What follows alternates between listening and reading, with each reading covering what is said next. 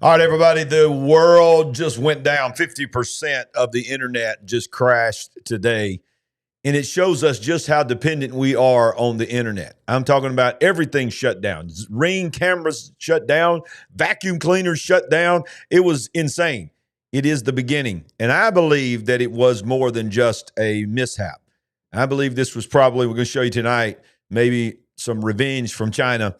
I believe it was a cyber attack, and I believe it was a preview of what's to come. We're going to cover that, and we're going to cover what's going on in Gaza. The peace deal is shaky at best. And, of course, Ukrainian war is still on the forefront as Trump met with Zelensky today. Heard there was a shouting match. A lot of cussing went on, all kinds of crazy stuff. This is a crazy time, and that's why we got the big picture. Let's go. Come on. It's time. Watching the big picture. All right, everybody, it's time to bring in the queen. Bring in the queen. Here she comes. Here she comes. All right, come on. She is ready. Yes. There she is. There she is. All right, here we go. She actually needs a tiny break. Okay, all right, here we go. All right. What do you mean? Like, take her off camera. Oh. Get with the program, sir. I didn't know what you meant. Okay. Yeah. But vacuum cleaners, seriously? Yeah, I didn't know what you meant. I thought she meant she was time to take a vacation. People cannot use their vacuum cleaner. That's a little bit crazy. Yeah, the robot vacuum cleaners, some of the robot vacuum cleaners shut down. Yeah, that's crazy. All right. And everybody's just waiting. I'm not going anywhere. I'm just going to sit here and wait on you. This is all right, you ready? Not really. We have a slot problem. Oh. No, it's all good. No, it's not good. Okay. What time did the internet go down, Kenneth? It went down earlier today, and supposedly it's coming back up. We're going to cover that and more. All right, everybody's saying, get in here, Sandy. Get in here, Sandy. Sandy's having problems. Okay. Are you ready? No, not 100%, but let's do it. All right, so we're going to start all over. Here we go. Ladies and gentlemen, she's here. Yes, she is. Yes. She has a slight smudge on her face that I don't know if it's going to go away. But I am super stoked about being here and crazy news day. What is happening? Is this because of 3i Atlas? Well, there's a lot of theories that it is involved. Well, the reason I asked, we will cover that at the end, is because it's going to have its closest approach to the sun next Wednesday, I believe, the 29th. Somebody said my robot vacuum cleaner never really worked right. Well, hey, sorry about that. I didn't know. Did you get one of them name brand ones or one of them Temu versions? All right, let's get in here. Massive Amazon Web Services, cloud services outage breaks most of the internet.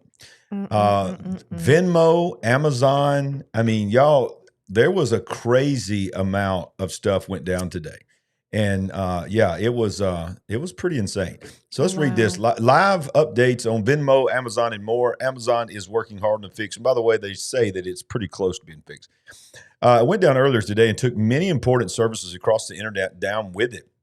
Several fixes have been deployed, though outages are still affecting a swath of services. Collectively, reports on Down Detector hit a high of over 50,000 reports starting from around 7:50 a.m. For the unaware, AWS, this is what I really want to go down a deep dive here on. Yes. It's because people don't realize how much of the internet runs on Amazon. Amazon Web Services, AWS, it's the biggest money maker for Amazon. Did you know that? It's more money. I did not know that was the biggest money maker. It's more money than products. It's crazy. Amazon Web Services is the number one money maker. And a lot of people don't even talk about it, but it went down earlier today, took many important services down with it. AWS is a crucial backbone of the internet, acting as an infrastructure for apps and websites. The likes of Snapchat, Venmo, Ring, Pokemon Go, and more are also down. Word down. With an implement fix, things may be turning around slowly. It says, we're following this outage live, blah, blah, blah. But here's the timeline. Around 3:11 Eastern time, AWS started experiencing outages, and it is the backbone of most of the internet. It took out hundreds of websites and services with it. Good grief. We started seeing huge spikes in outages for Snapchat, Venmo, Ring, Amazon services like Alexa, games like Fortnite, Pokemon Go. Not Fortnite. Oh, Fortnite, yeah. And was diagnosed as a big one related to the DynamoDB. Now, this is what I heard when I was studying this today. DynamoDB is the big part of it. It's the endpoint of AWS. It's actually based in Virginia, and it's the digital phone book of the internet. Listen to the wording here. It is the digital phone. It's where the internet calls in to tap into websites. And that's what is known as the internet digital phone book of the internet. It was identified in work of, I guess, a problem began to fix it, blah, blah, blah. And then as the day went along, it supposedly, look, this is Down Detector. This is Amazon services. That is right there. Man. I went to look at a lot of things on Down Detector. I've never seen anything be that bad. Yeah. Well, they're saying 50% of the internet was down at one time. What? Yeah. I've said on several websites saying 50% of the website. I can't believe that I did not know that was happening at the time it was happening. Yeah. What? Good grief. DNS is the phone book, CJ is saying. And CJ is our resident IT expert. Yes, he is. Thank you, CJ. Amazon Web Services outage shows internet users at mercy of too few providers, experts say. Crash that hits apps and websites around the world demonstrates urgent need for diversification in cloud computing. Experts have warned that the perils of relying on small numbers of companies for operating the global internet after a glitch at Amazon's cloud service brought down apps and websites across the world. Of course, Roblox, I don't even know what Roblox is, but that's a big one. Signal, of course, we know what that is. Is it Roblox or Roblox? I don't know. Signal and Duolingo, as well as host of Amazon-owned operations, including the main retail site and the Ring doorbell company. More than 2,000 companies worldwide, minimum, have been affected, according to Down Detector. I was home today, and I didn't notice anything with our doorbell, but I don't know. 8.1 million reports of problems just on Down Detector. 8.1 million. That's reports. That's not problems. That's just the people that actually took the time to report it. 1.9 million reports from the U.S., 1.9 from the U.K., and 418,000 from Australia. It affected banks and airlines. Mm-hmm. In the U.K., Lloyds Bank was affected, as well as subsidiaries Halifax and Bank of Scotland. While here are also problems accessing the HM Revenue and Customs website on Monday. Also in the UK, Ring users complained on social media that their doorbells were not working.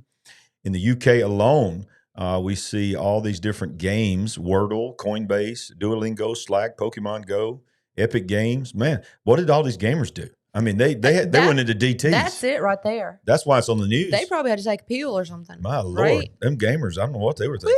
Woo! So it says the recovery said it was putting in place limits on the number of requests that could be made on this platform, blah, blah, blah. It says experts said the outage underlined the dangers of the internet's reliance on small numbers of tech companies, with Amazon, Microsoft, and Google playing a key role. Now, what I learned today is Amazon is by far the biggest. Microsoft is second, and Google is third as far as the hosting services. So when we think about Google, we think about Microsoft and Amazon. We think about the user-based things. We think about the products, the apps, the shopping, the Microsoft Word. Then you think about, Googling a search or something like that. Yes. But their money is being made by serving these other websites and hosting them on these massive servers. And Amazon. No wonder they're worth so much money. Exactly. If you're saying the bulk of their money is not even made from all the other things. They're saying it's the number one moneymaker. So AWS goes down and 50% of the internet around the world is impacted. One company. Now what we're going to talk about tonight, and we'll go through several things, this further shows us how quickly things could go south. Yes, if somebody I was attacked just sitting here thinking that. You're saying 50%. Yeah. One company? One company. What kind of mess could we get in long term? Yeah, what if that company got attacked, full-blown attack? Or not even long term the way we normally think about it. 3 days. What would 3 days do? Oh. Turn the world upside down. People would burn every city in America down. Wow. I can't focus. I can't play my games. How am I going to play my games in my mama's basement? They would think it was the end of the world, wouldn't they? They really would. They really would. But look, they've been trying to telegraph this to us that this was coming. Sure. Leave the world behind. Go back and watch that again. Right. This is, the internet and services. This isn't no electricity, no water. No. But watch this. Watch this. It's the Internet of Things. It is the Internet of Things. It's a lot of things, but at least it's not electricity, or No. I don't know. Maybe it can affect Wait, electricity wait. in some ways. No. It's not electricity. But this is what I learned when I studied this today, is that many of these products are designed to not function without the internet. So when the internet's not working, it's not even operational.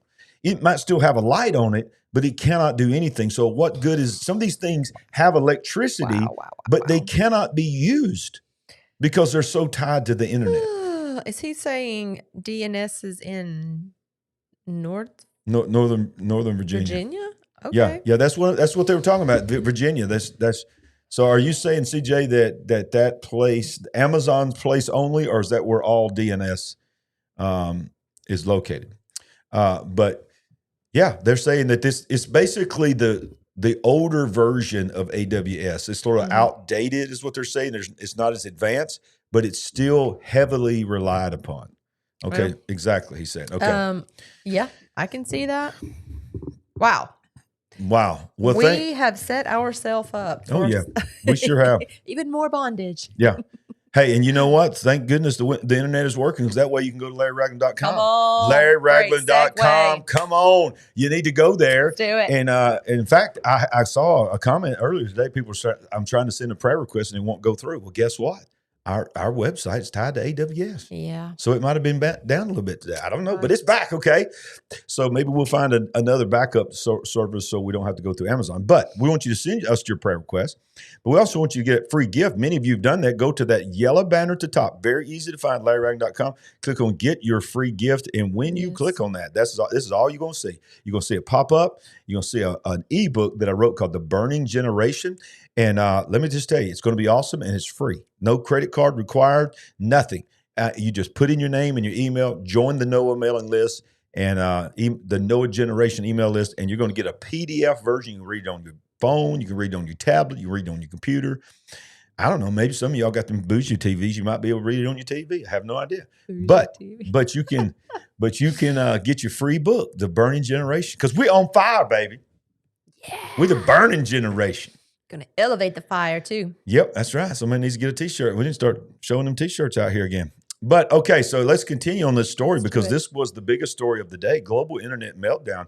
Half the internet goes down after Amazon cloud outage, leaving millions unable to use Ring, Alexa, banking apps. And experts say we cannot rule out a cyber attack. This is where I want to go right now. A major outage has affected half the internet. I want to say that again, half the internet, with millions of people, Snapchat, Fortnite, Duolingo, and several banking apps.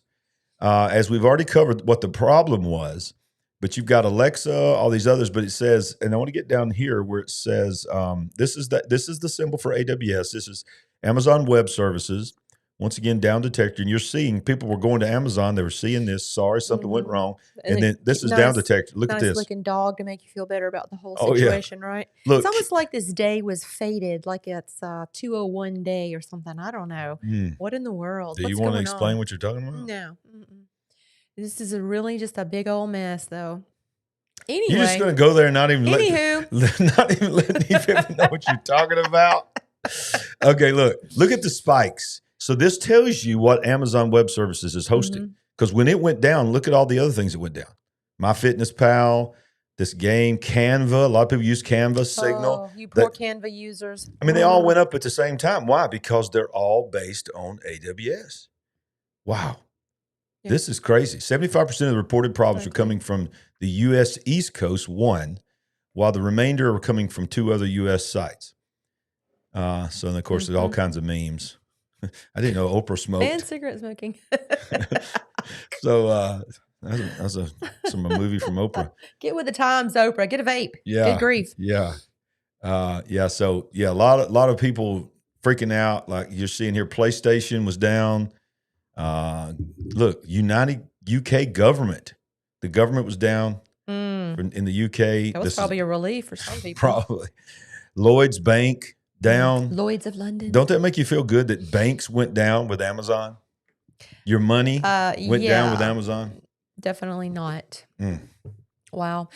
So I know you're going to do a story probably later on the Louvre and the big heist. Okay, Anthony Kelly's saying 201. What you talking about? So he's wide awake like talking you. about Ant-Man. Y'all both down the rabbit hole further than anybody out here, I think. So we're the furthest of all people. Yeah. So you're going to be talking about the Louvre later? Yes. So did that happen yesterday or today? I think yesterday. Okay, because I couldn't remember, which totally a ruse to me. If you want to know the truth, I don't believe that somebody actually listen. Well, when we talk about made tonight, off. we're going to talk about what this one guy said on Newsmax tonight about what he predicts is going to happen to those people. Okay, because who's going to melt down the crown jewels? I mean, and he said well, I'll just go ahead and go there. He says one of three things. It's either they're going to melt it down, which they're not going to do that. Right. All right, and number two, there's some bougie dude out there, bougie billionaire, what trillionaire. What is with the bougie tonight? Everything's bougie. Everything's bougie tonight. I'm just throwing it all over the bougie towel. What in the world? Fancy. fancy. But they say some people they just keep saying bougie, babe. Okay, thank you.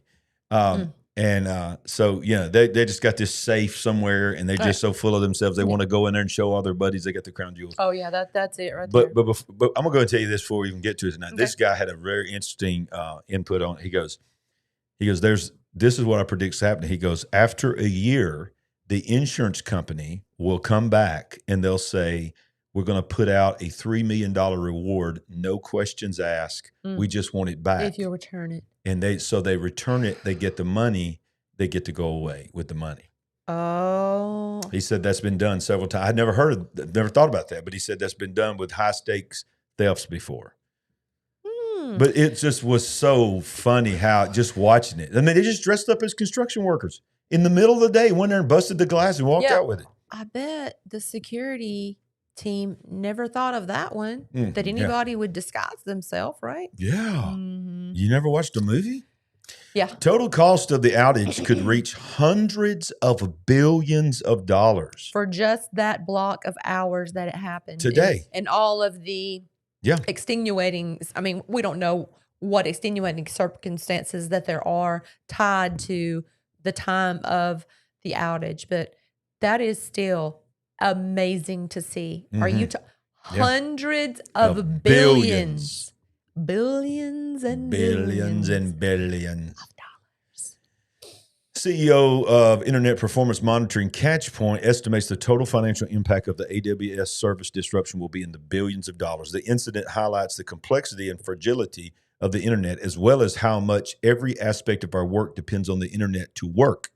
The financial impact of this outage will easily reach into the hundreds of billions due to loss in productivity for millions of workers that cannot do their job, plus business operations that are stopped or delayed from airlines to factories.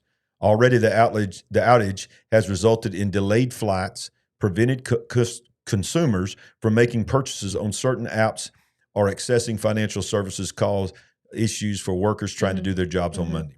And we're all, these poor rich guys, these big corporations. But technically, when you're dealing with Amazon, there are so many resellers and small business people that are also linked to Amazon. Yeah. That's hurting them. That's hurting the small guy. Absolutely. That's hurting somebody that needs to get something done online, or maybe they need to access funds or whatever. Yeah. So that trickles down and that hurts the little guy. And I don't like that. I don't like that. No. China blames the United States for a cyber break-in, claims America is the world's biggest bit burglar. What? China says U.S. is the greatest source of chaos in cyberspace. China has blamed the United States for a major cyber attack against its National Time Service Center, alleging it could have disrupted the country's communications, financial, and transportation networks, and even caused power outages. In a Sunday WeChat post, the Ministry of State Security said it uncovered irrefutable evidence that the United States National Security Agency exploited a security flaw in a foreign mobile phone brand's messaging service to hijack phones and steal sensitive data belonging to China's National Time Service Center employees beginning in late March 2022, according to Google translation of the Chinese language statement. Chinese intelligence service also Service also alleged that in April 23, the NSA used stolen credentials to break into the Time Service Center computers and snoop around on its networks. It accused the American spy agency of deploying a cyber warfare platform and activating 42 specialized cyber attack weapons to launch a high-intensity cyber attack against multiple internal NTSC network systems between August 23 and June 24. The NSA also attempted to penetrate the high-precision ground-based timing system, potentially disabling it, they said, which added to Beijing's national security authorities, ultimately thwarting the attack. So China's Time Service Center is located in Jiangxi, Shaanxi province. Why you always laugh at me? Quit laughing. I don't laugh at you. I'm sorry. I nailed it. I'm going to say it again. I think you might have. Jiang. See, why don't you just leave me alone? Just leave me alone. If you left me alone, I had it good. I'm sure I'm not the only one laughing, but I'm not in the room with them. True. Jiang, Shaanxi, Keep a straight face, but technically, I think you did. Nailed. I did the first time. Provides high precision timing services to the nation's government and critical infrastructure sections. So, but bottom line is this: they're saying that we're the biggest cyber criminal. And there's a theory that this thing that happened with AWS was a retaliation of China. I was starting to say, go team, go USA. But then I was thinking, but wait a second. This was 2023 and 2024. Yeah. They didn't just have a gotcha moment, did they? Mm. I mean. Why y'all laughing online? I'll stop laughing too. Oh. Everybody, see what you did? Look, thank you, Alan. He said I nailed it. Thank you, Alan. I'm sorry. I can usually keep a straight face. That one got me. I don't know why. It was nowhere near the worst one. Just keep digging that hole. I'm sorry. It's been a day. It's been a day. I agree with you. It's been a day. Now, the article continues saying, ironclad facts have proven that the U.S. is the true matrix and the greatest source of chaos in cyberspace. Wow. Do you think there's any truth to that? That we are the biggest cyber criminals? I don't have a hard time believing it. I'm not saying it's true. My mind would probably first of all go to China or maybe Russia. They're pretty good over there with the computers with Russia. But yeah, I think it's totally possible. I wish I knew how much intellectual property China has stolen from the United States of America. Individuals and so forth, research groups, whatever. They go to, this is what I've heard, they go to patent certain things, and there's someone from China working in the patent office, whether they actually be from China or they were just someone. A spot, maybe they're American, maybe they're another nationality, but they're sending it to them. Working in the patent office, just sending it on to China as quick as it comes in. Wow! So maybe that's how they stole so much intellectual property. Well, in the bottom line is you don't even know if what we've been told all these years about them stealing intellectual property is true at all. Because we could be stealing it from them. You just don't know what to believe, right? And quite honestly, would we not be kind of dumb if we weren't stealing it from them? True. Well, I mean, come on. What's the old saying? Good artists borrow, great artists steal. Well, I've heard that several times. So we've heard many times that they can back engineer something that we have designed here in this country and not only just start producing it and mass producing it, but make improvements. Yeah. Hey, supposedly improve the design and think about and start mass producing it. Think about think of all the stuff that we've stolen and mass produced and reverse engineered from the aliens. That's what I hear. That's what I've never benefited from it or gotten to see it, as far as I know. Yeah, I mean, and caveat on that story is, they took these things they found and retrieved from these crashes, and they took them straight into the university. They took them straight into the labs, and you actually are and have been benefiting from them for decades. Fiber optics and things along this line. That's what's said. Remember, the World Wide Web was invented at CERN.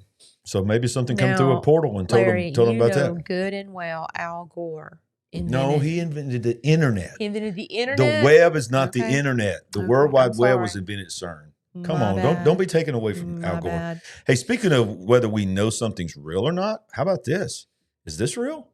I mean, we're seeing millions of people went to this thing called No Kings protest across the United States. They're saying upwards of 7 million. Let's watch this little video here and wonder. I just have to I mean, they're saying this is real. Are you trying to say they might have gotten a little help from Mr. AI? This may be AI. I'm not sure. Your friend AI. Never know. Let's see. You got no sound. There we go.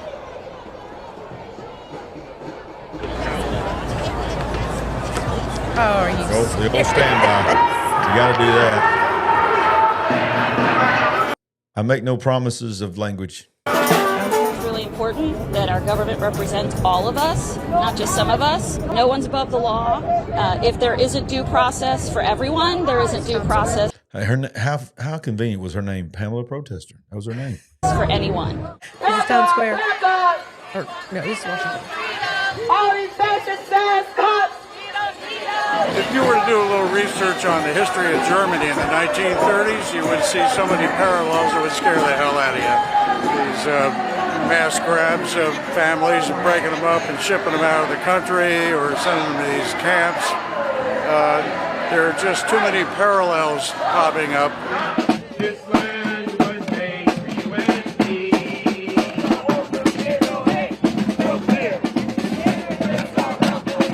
This is one pause and say that if we had a king, Right. he wouldn't be letting this happen in the streets. Yeah. So the fact that you're having this in the streets will tell you that we ain't got a king. They said Halloween came early. I'm just trying to figure out these 4 characters. Trump, Kristi Noem, and who were the other two? I have no The idea. striped. I have no idea. So all the cities combined, they're saying was over 7 million people. We had some in Birmingham. Yeah. And like I told you, they even dusted off one of our old senators. Yeah. Yeah. He come out of the woodwork. And so he must be getting ready for something, but whatever. Now, Cara Marie is saying something that I heard too. They said they're using a lot of old footage from the women's march. Oh, I've heard that too. I've heard that done in past events. So Yeah. wouldn't be a shocker. Yeah. Is anybody got a king out there? We do. His name is Jesus, the King of Kings and the Lord of Lords. There he is. There he is. Little Jesus. Come on, little Jesus. Now, Trump was asked about it, and he was very dignified in his answer, of course. What is your response to the protest? Who are you with? Over the weekend? With AP? You're fake news. What's your response to the protest over the weekend, the No Kings protest on Saturday? I think it's a joke. I looked at the people. They're not representative of this country.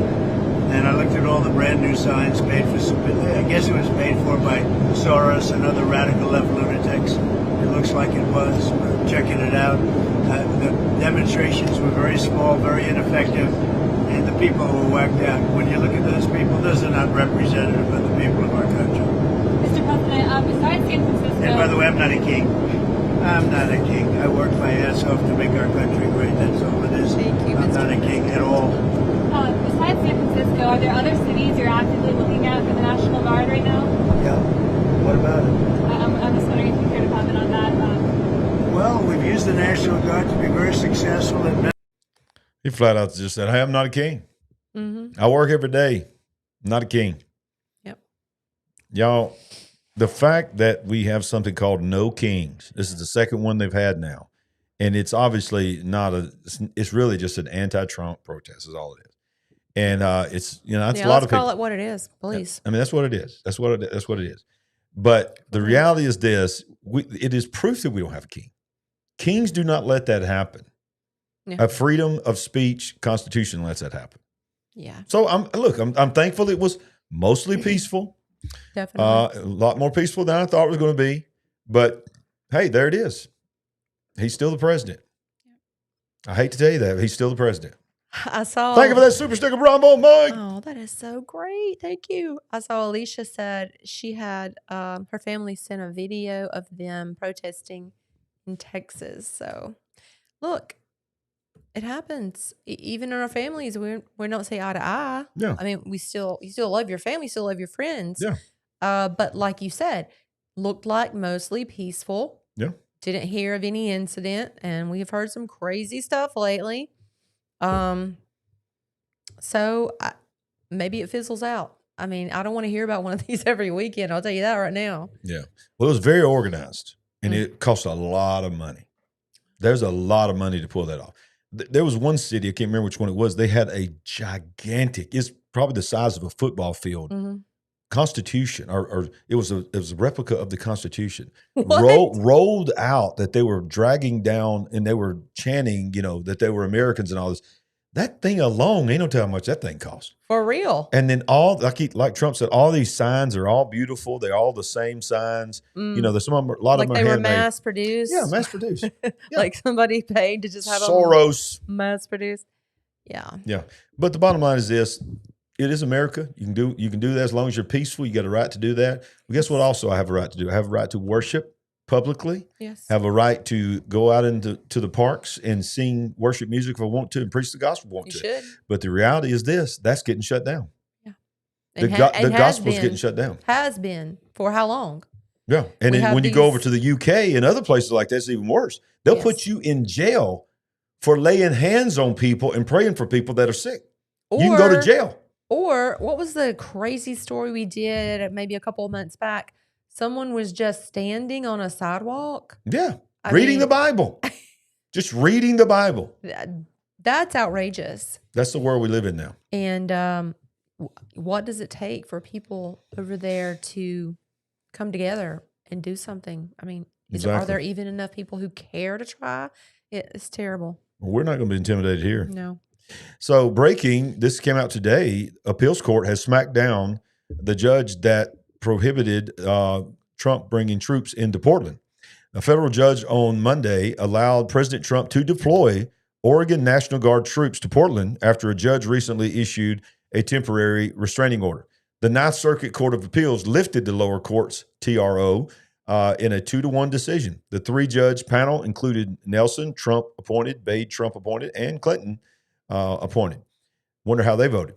President Trump previously called up hundreds of California National Guard troops to Portland to circumvent the judge's order blocking Oregon National Guard troop deployment. Trump also activated up to 400 Texas National Guard troops to deploy in Oregon, Illinois, and other states amid violent anti-ICE protests. Earlier this month, Judge Karen Immergut, a Trump appointee, blocked President Trump's National Guard deployment to Portland. Judge Immergut issued a temporary restraining order and blasted President Trump's decision to deploy troops. The TRO was set to expire on October 18th. However, Judge Immergut last week extended it and blocks Trump from deploying the troops. The judge wanted the Trump's justification to deploy troops to Portland may send the country into a constitutional crisis. But the Ninth Circuit Court of Appeals previously unanimously voted to lift the temporary restraining order of Trump's mobilization of Oregon troops. So how many did you say he's going to be allowed to? Well, originally it was 400, but that was for the 400 Texans to split up between Portland, Chicago, and I forgot what the other place was. But I don't know exactly how many is going to go to Portland. But, yeah, Portland is one of the wilder ones. Yes. That's one of the wilder cities. That's the one that if I feel like anybody's going to riot in the streets, it's probably going to be Portland. Isn't Oregon one of the most liberal states in this country? But we have several people that watch this from Portland. And we're got thankful some friends. for you. Yeah, absolutely. There's a great you. Christian group in Portland. And but Portland, somebody tell me. very unchurched. Was no, that's not right. What number of state was Oregon that came into? Oh, you asking me? I have no idea. Yeah, I think I'm saying that right. But anyway, moving on. And I'm glad for that. And I hope that it does make all the difference because what year was it? 2020, 2021, when the worst of all of the West Coast out of control, shutting the city down, kicking the police out, taking I mean, it was crazy out there. It was totally bananas what they did. Absolutely. Changed the name of the place. I mean, Was that Chaz? Chaz or Chad, and there was another one besides it. Dina said Portland looked a mess. I mean, you know, we're watching this on the news every night. Quite frankly, the news, if it bleeds, it leads. Yeah. So they're giving 5, 7, 10 minutes a night sometimes to that story, which probably only helped fuel the fire of the whole situation, in my opinion. Well, another thing that happened today is the FBI investigates a hunting stand with a sight line to Trump's Air Force One exit area at Palm Beach Airport. Ridiculous. Unbelievable. Secret Service agents found a suspicious elevated stand during advanced security preparations before Trump's arrival. So this is Dan Bongino here. Mm-hmm. See if we can get this to play. I guess it's not going to play. Bongino said FBI using all digital tools to probe hunting stand with line of sight to Air Force One. I don't know why this not playing here. See if I can get it to work. Got all these blockers on here. Just yet another crazy story. Here we go. Quite frankly, trying to get rid of the president. I think they want us in San Francisco. San Francisco was truly one of the great cities of the world. No, that's not it. That's just him talking about sending troops to San Francisco. But there was a picture that I had, and I've lost it. It was in a tree. Mm-hmm. It was just like a deer tree stand. Right. But when they climbed up there and got at it and looked, it was right through the trees, a perfect shot right to the entrance. They find that in the first place? They must, because of the golf course. They must be just doing a big perimeter. Yeah. And they saw this tree but they said if you were sitting in it, the line was right towards the big steps. You know, they got the big steps and the small steps. The big steps where his plane would have been, which he would have normally walked up, was right in line with that. So he ended up going on the plane into small steps. It's outrageous. Unbelievable. My goodness. I mean, it's like, I mean, what are the odds of that just being up there just for some crazy reason? Exactly. They can't let up or back up at all. It's like you've got to be at the top of your game to supposedly, you know, take care of the president because it's unrelenting. Yeah. Goodness. Yeah. Wow. All right. So I see it in live chat talking about the shutdown. Well, guess what? They're saying now this government shutdown could be the longest ever, maybe running until Thanksgiving. Some people are saying that it could end by the end of this week because they were waiting until this No Kings protest happened and then they were going to shut it down. But there's no sign of it ending. What might the economic damage be? Right. Really, really big. 34 days was the previous longest shutdown, correct? And that was in the first Trump administration. Yeah. Look, there's no shortage of videos on YouTube, and I'm sure many other platforms and places of people losing it. Yeah. They are crashing out. The ongoing government shutdown, once widely viewed as a 2 or 3 week affair, is morphing into Washington's debacle that could easily extend into November. Quote, an end to the shutdown requires either White House engagement or a deal of the Democrats to cave. As of now, there's no signs of either. Beacon policy advisors said in a note, the current shutdown could be running for the longest federal shutdown in history. So how many days did you say it is right now? I don't know if it said Did it start on October 1st? It didn't say. I mean, we are definitely over 2 weeks. I think we're at the 3 week. Yeah. It's a 3 week mark today. Either way, yeah, this is getting dicey. So let's continue. When could the shutdown end? 5 key dates to watch. And I'm going to go through these pretty quick here because it's a long article.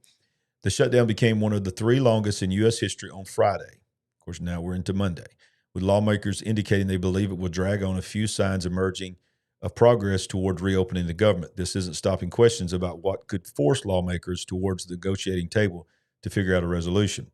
October 24th is the first day. That's the next paycheck for federal employees. And then if you continue, you're talking about the federal workers and getting their pay.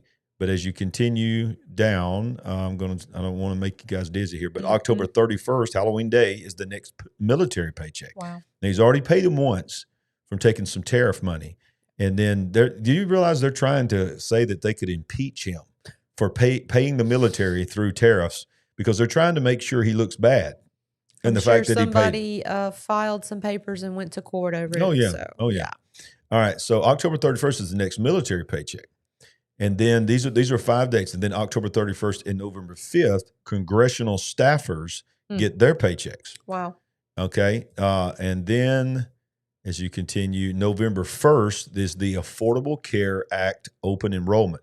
Now, why is that important? Because that is what this is really all about on the Democrat side. They're wanting the subsidies for the ACA, which is otherwise known as Obamacare, to continue because people cannot afford Obamacare without the subsidies. Yep. It's so expensive. I'm telling you, if you're on the ACA, and we know firsthand, when you go there, you see how much it's going to cost you. You're like, there's no way I can afford that. Then you apply the tax credit, and it's still expensive, but you can pay it. So what they're saying is we have to make sure these people can still afford their ACA, but the only way we can do it is we got to put this money in there. And then the Republicans can come back and say, I hear what you're saying, but you're trying to also put in there to reimburse these emergency rooms that are coming in with people with ACA, and their illegal aliens are coming into the emergency rooms, and we're giving them service, then you're paying us back. And that's the end around to give ACA benefits to illegal aliens.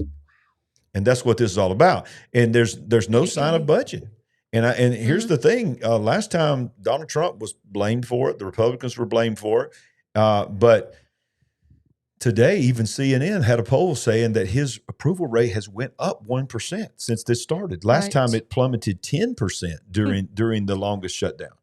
So, that's what they judge whether they give them shut it down or not is the polls. Yeah. And so nobody on either side seems like they're budging.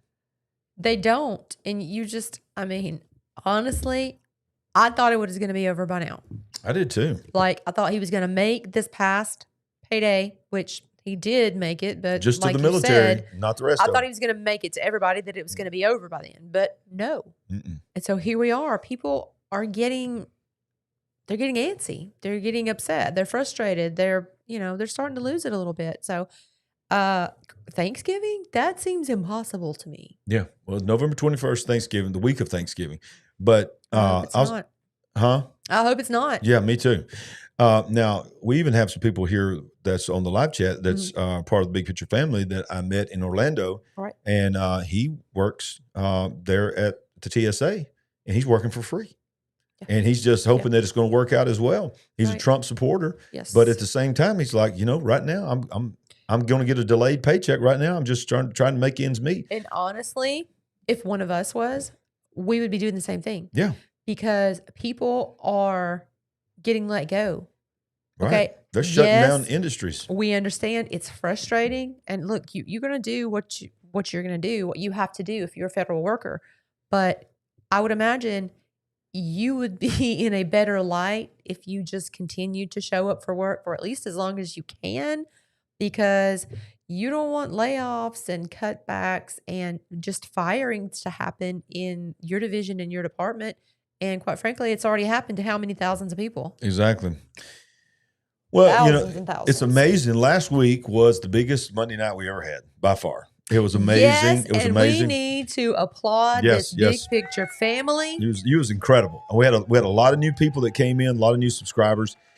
But one of the big reasons why it was so big is because it was the day of the peace deal. Yes. And everybody was saying, okay, my goodness, Trump is the man of peace, man of peace, man of peace. Yep. Of course, we were very thankful for what happened. We was giving credit due, but we were also wide open, awake, saying, okay, we understand this is probably not going to go down exactly like they're hoping it goes down, because who are we talking about here? We're talking about terrorists, about Hamas. Within a couple of days, Hamas had already broke the deal. Yes. And was killing their own people. It doesn't take away from me that it was a very surreal moment last weekend, to watch all of these things happen and unfold. In my mind, I'm thinking, can this hold? How long can this possibly, last? Obviously, already having problems. But on that day, watching all of this, I was just glued to the TV. I needed to be working, taking care of things. I couldn't leave.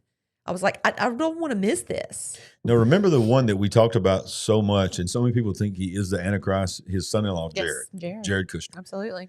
So Jared Kushner, who's supposedly not in politics whatsoever, he just magically him and Steve Witkoff were the ones that made this happen. Well, Right. guess what? Kushner is now saying that he believes that he said that Trump believed that Israel was getting a little bit out of control.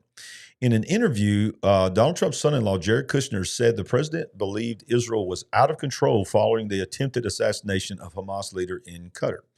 Kushner said, Kushner and Trump's envoy, Steve Witkoff, appeared on 60 Minutes on Sunday. When asked how Trump responded after learning of the Israeli assassination attempt last month, Kushner responded, Trump felt like the Israelis were getting a little bit out of control. Let's watch this.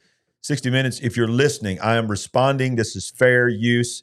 You are horrible for copyright striking people. We woke up the next morning This is to reaction. find out that there had been this attack. Wow. And of course, I was called by the president. You had no idea. What? Have you got volume?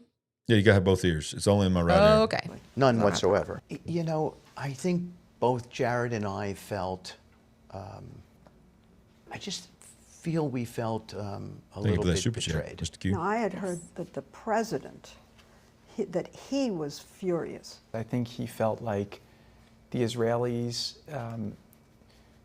were getting a little bit out of control in what they were doing, and that it was time to be very strong.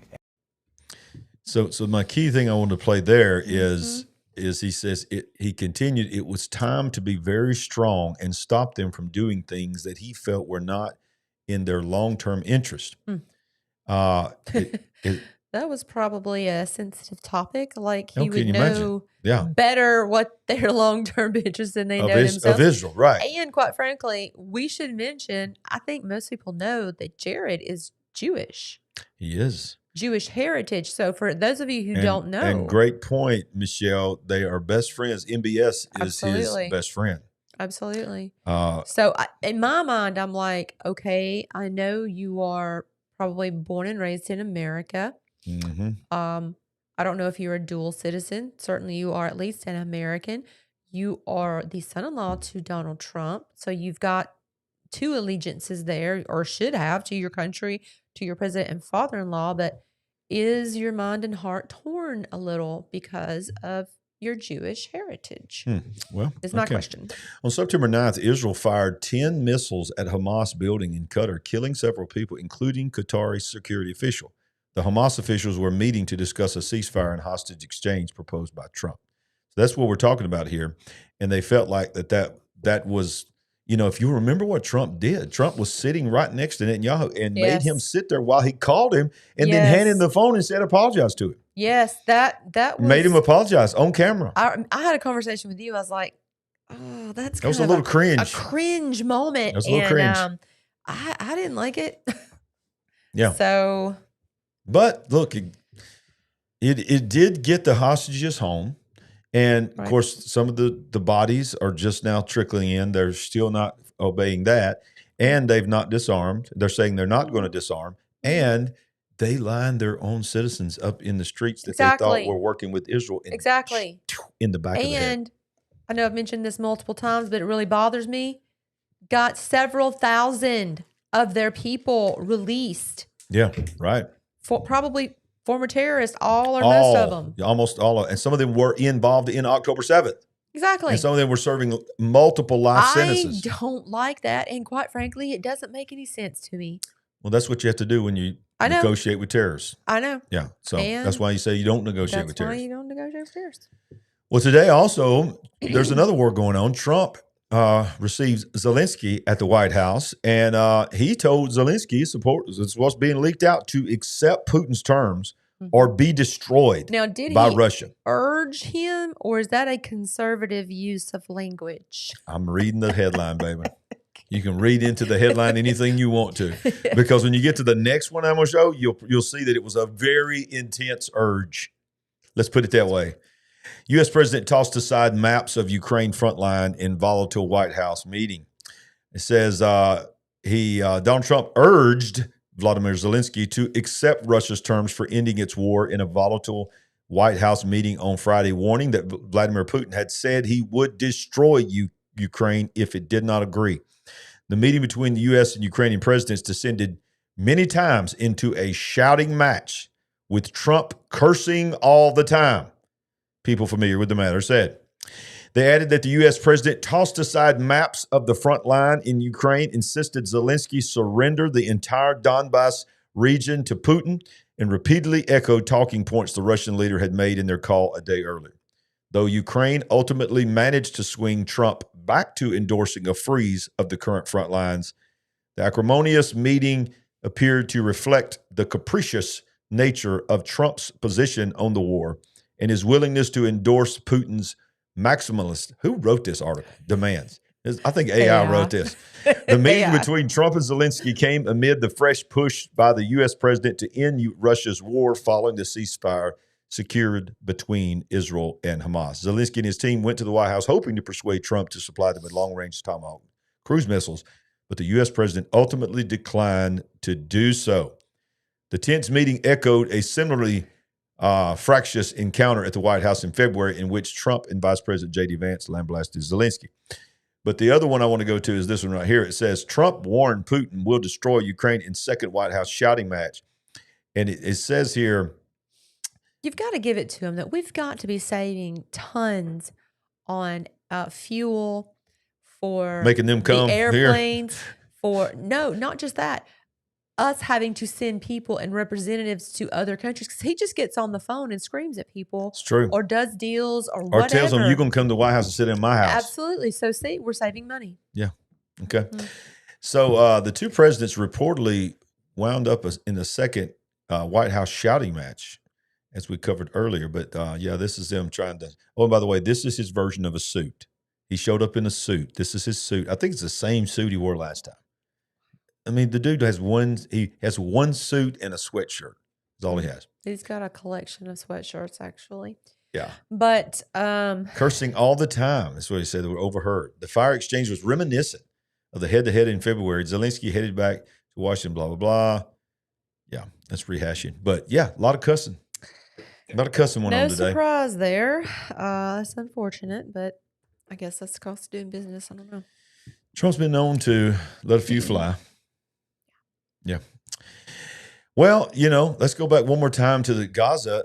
While this is going on, J.D. Vance has now gone to the Middle East. Can J.D. Vance keep peace in Gaza? Vice President J.D. Vance touched down in Israel today amid a ceasefire that is already showing cracks, tasked with salvaging President Trump's hard-won deal to end the grinding war in Gaza. With Hamas launching attacks that killed 2 Israeli soldiers just yesterday, and Israel responding with airstrikes that halted aid trucks in their tracks. The whole arrangement teeters on the edge.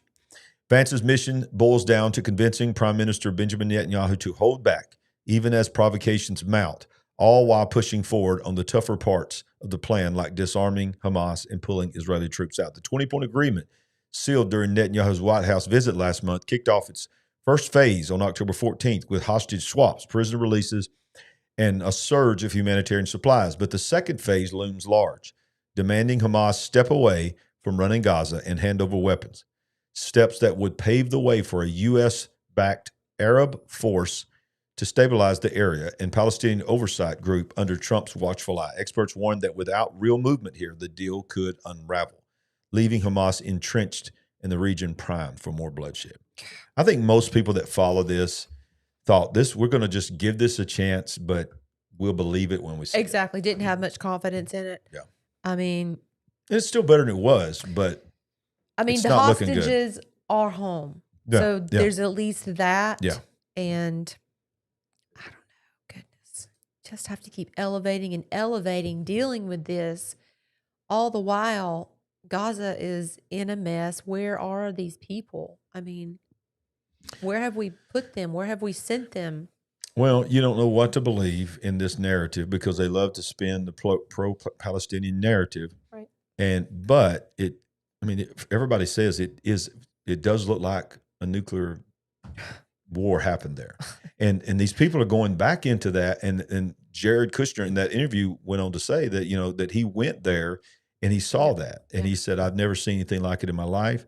And he said, I could see them coming back. And he said, I asked somebody, where are they going? I mean, all their homes are destroyed. And so they're going back to the places where they were living and they're setting up tents to live there and in the midst of the rubble. But they still don't have any kind of running water, sanitation. No. I mean, And they don't have a functional government because their government was ran by Hamas. Oh, I mean, nobody really wants them, though.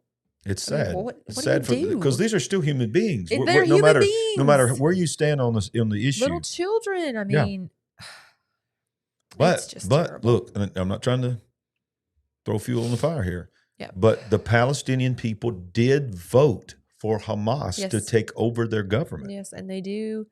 And they do train inside their schools. They show train videos to their the kids. children from Horrible. young age. They're just absolutely indoctrinated with this hate. Ugh. Yeah. Goes on to say, as Vance meets with Israeli leaders, the stakes couldn't be higher. Trump has already shifted focus to squaring off with Russia over Ukraine and tackling China's trade games, leaving his VP to prove that America can enforce peace without endless entanglements. If Vance pulls this off, it could silence the critics who claim the deal merely papers over Hamas control. Fail, and the conspiracy theorists might be right. Certain elites would rather see Trump stumble than let Israel and America stand tall against terror. Wow.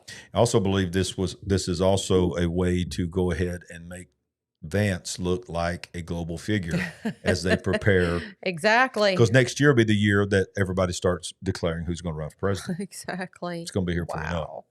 You know, and he's so young. He's only 40 years old right now, right? Yeah. Is that right? Is he only 40? Wow. I believe he's still 40. 41 at the oldest. So think about how many years he could have to make a difference. Yeah. Yeah. We'll see. We'll see what's going to We'll happen. see. Well, in the midst of all this, he's still doing some other stuff. Trump has signed a rare earth deal with Australia today. Wow. As the Prime Minister Anthony Albanese came to the White House today, and they had a meeting there today. And President Donald Trump and Australian Prime Minister signed a rare earths and critical minerals deal Monday at the White House during Trump's latest bilateral meeting with yet another world leader.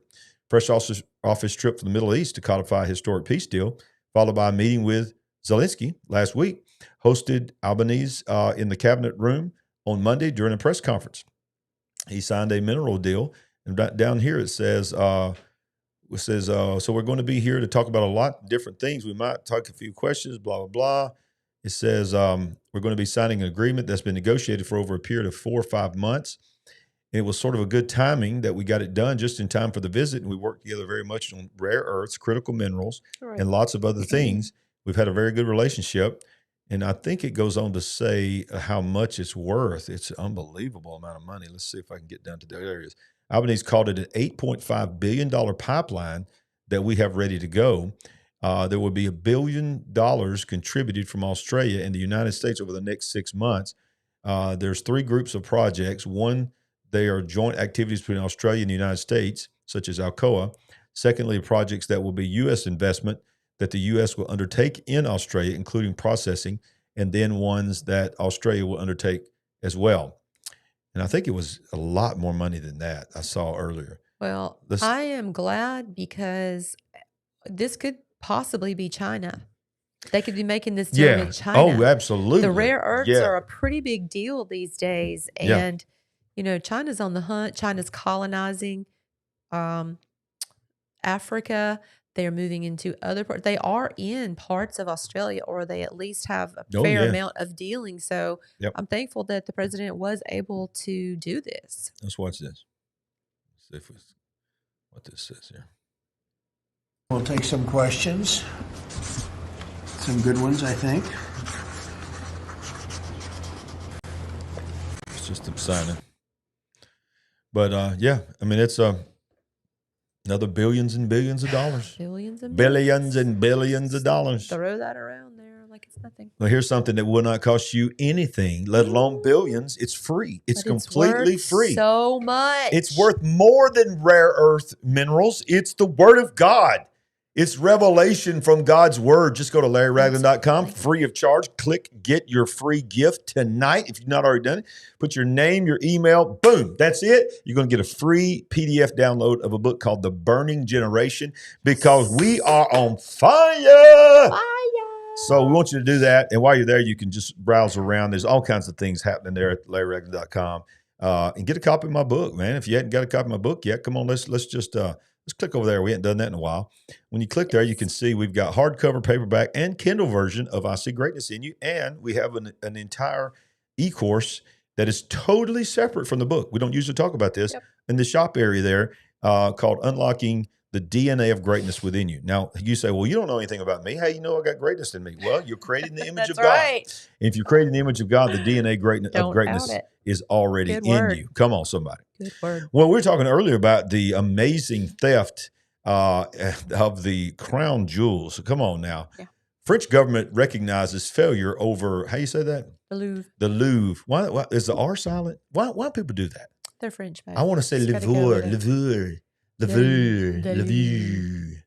Louvre. Okay. Failure of the Louvre heist, in other words, known as the glass pyramid.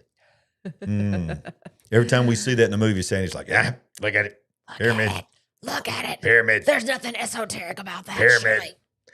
France's justice minister has said the country's authorities failed to prevent the theft of priceless royal jewelry from the Louvre Museum, as the government ordered a review of security measures at the cultural institutions across France. Police on Monday were still searching for 4 suspects. How are they still at large?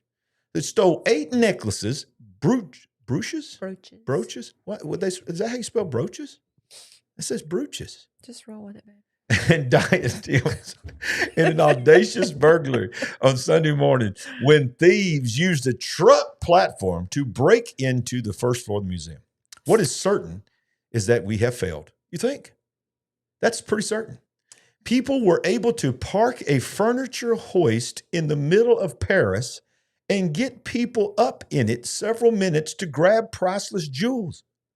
The theft has placed a spotlight on security at the France's museums. On Monday, Interior Minister Laurent Nunez called on police services to assess security measures at cultural institutions across the country and reinforce them if necessary.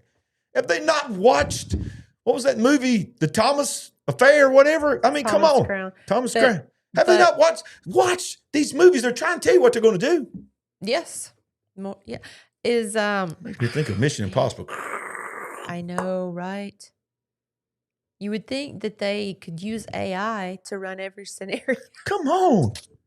They were dressed like garbage men. Go to ChatGPT, okay? How would someone steal these jewels? Go ahead and pay for. Don't use the free one. Get the subscription and run every scenario. God. Oh, listen to this. This is wild. Okay.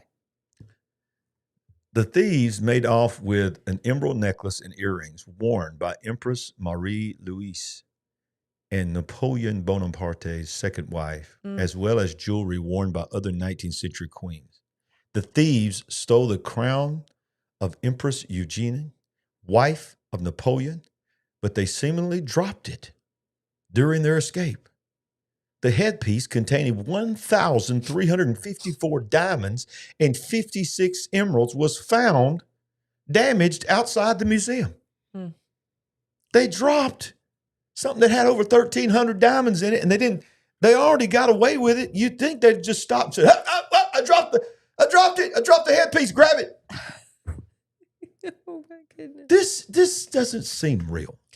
I don't believe it. You said the phrase, it absolutely does not seem real to me. I don't believe that it happened as said, or that it is the event that they said it was. I'm sorry, not believing it. Not believing it. Oh, somebody's over there saying they need what was it? Inspector Clouseau. Y'all like my French? Clouseau.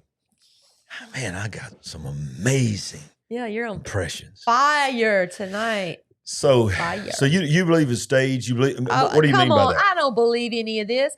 Let me throw something else stupid out there. Uh-oh. I don't believe that however many years ago when Kim Kardashian was robbed of her jewels. When she was, wherever she was it Paris? I think she's in Paris, Okay.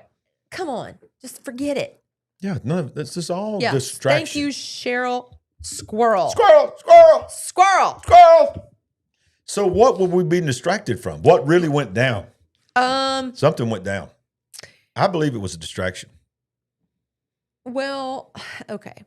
To me, it was one of two things probably. A distraction for what I don't know, and we'll probably never know. Number two, there's some kind of coding in here. This is some kind of, what is the word I'm looking for? This is a signaling to a group of people. Now, we'll never understand what it is, but maybe this event was signaling something to someone else. And we're not saying that the jewels were not stolen. I mean, obviously you see an empty case or somebody didn't get them. We're just saying they might have been stolen, or maybe they weren't even stolen, and this whole thing was created for what purpose? Yeah, because I would like to know. What did they say? Purpose. What did they say? We heard it earlier.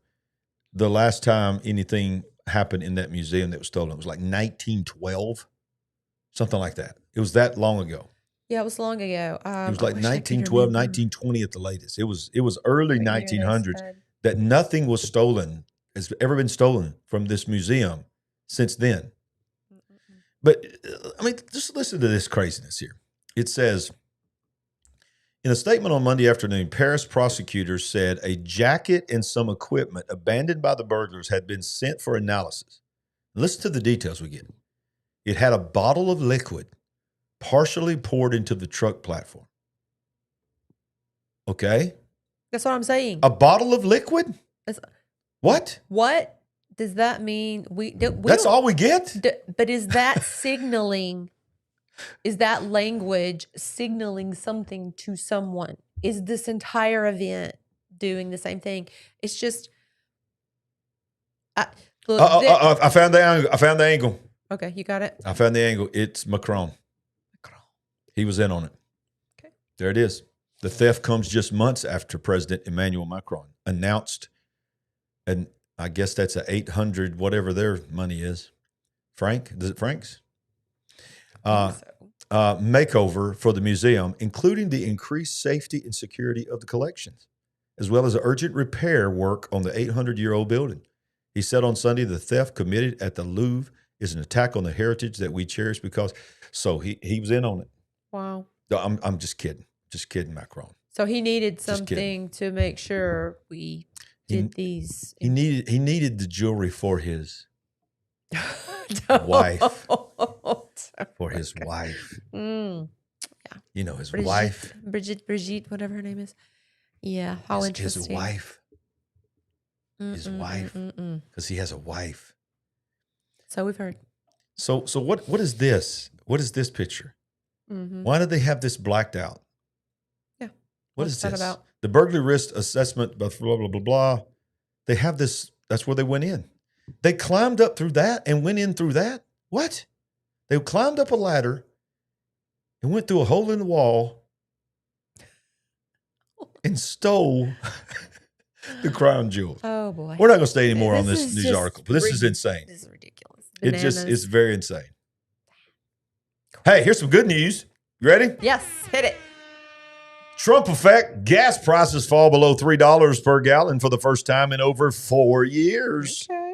Well, come on. Americans are seeing a welcome sight at gas pumps across the nation as the average price falls below $3 a gallon. Gas Buddy, head of petroleum analysis, said Monday that the costs are changing. Gas prices have finally fallen below $3 per gallon nationally. The earliest date we've seen a $2.99 national average was 2020. And that was when COVID was the first primary driver of low prices. So currently 35 states have average gas prices below $2.99. Even recorded the first $1.99 in Evans, Colorado. $1.99. Are you kidding me? Come on, Jesus. Colorado? Yeah, you'd think, why? Colorado? What? Exactly. Come on, Alabama. What's up? I think ours is like, what, 269, 279, something like that? Mostly in the 270s, I think. Yeah. So let us know in the live chat. What's your gas right now? I see what they're saying, 293. Hermie over there. So let's see. Let's see. Y'all start spouting off where your gas is. Gas is high in Washington State. I can imagine, Alice. 251. That's pretty good. 251. Where's that at? Becky, where did you pay that? Woohoo! Come on. Yeah. Yep. Here we go. I mean, we've got it pretty good here. It's definitely not California prices. That's 233 in Arkansas. Come on, Troy. 233. That's very impressive. Yeah. All right. So y'all in the midst of all of this, Trump just don't have enough to do. You know what else he's doing? What? He's tearing out part of the White House. Oh, my goodness. To build the new ballroom. White House begins demolishing the East Wing facade to build Trump's ballroom. Look at this. Whoa. Look at that. This has probably not happened since the 50s. You would think. Exactly. When this is insane. Was it the 50s when they basically gutted most of the interior of the White House and did all those renovations? Maybe it's in this article. I don't know. Demolition crews on Monday began tearing down part of the White House to build President Donald Trump's long-desired ballroom, despite his pledge that construction of the $250 million addition wouldn't interfere with the existing building.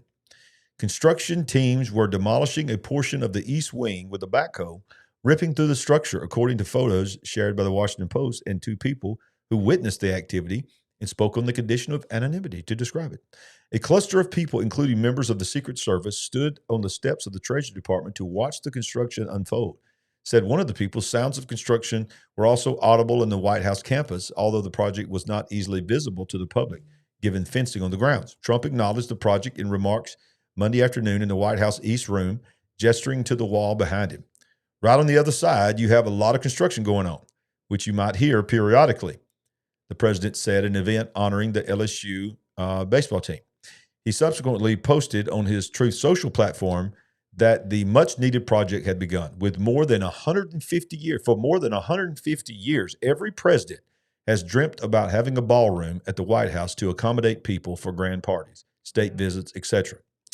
And by the way, he says that has long touted his plans for a 90,000 square foot structure. That 90,000 square foot at structure. $250 million. Man. That might be a bargain. Who knows?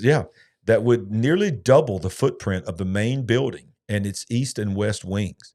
He has also suggested that the construction would not affect the existing White House. I won't interfere with the current building. It won't be. It'll be near it, but not touching it, and pays total respect to the existing building, which I'm the biggest fan of, Trump said during executive order signing. It's my favorite. It's my favorite place. I love it. And officials declined to provide an explanation for Trump's earlier comments that the new construction would not interfere, blah, blah, blah. The East Wing was constructed in 1902 and has been renovated and changed many times, with a second story added in 1942. The National Park Service, which manages the White House, thank you for that super sticker, Vic. Yes, thank you. Blah, blah, blah. But here's what I want. The National Park Service manages that. Here's the thing. Trump originally estimated the project cost $200 million to build, but has since upped it to $250 million. Now, you know who's paying for it?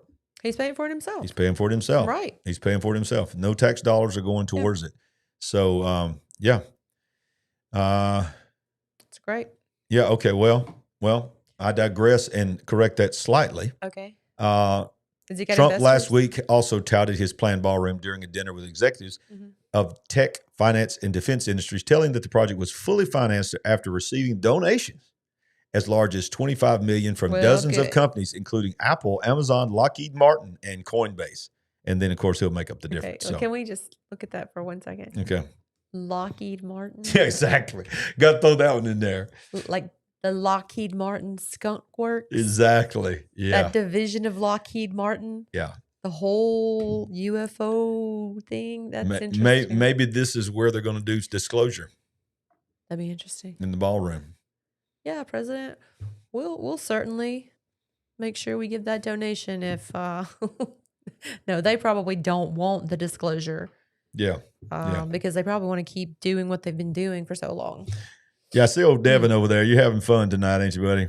Yeah, I can tell you the moderators are talking to you a lot. But, yeah, you're welcome. You're welcome, brother. But, yeah, I disagree with you on that.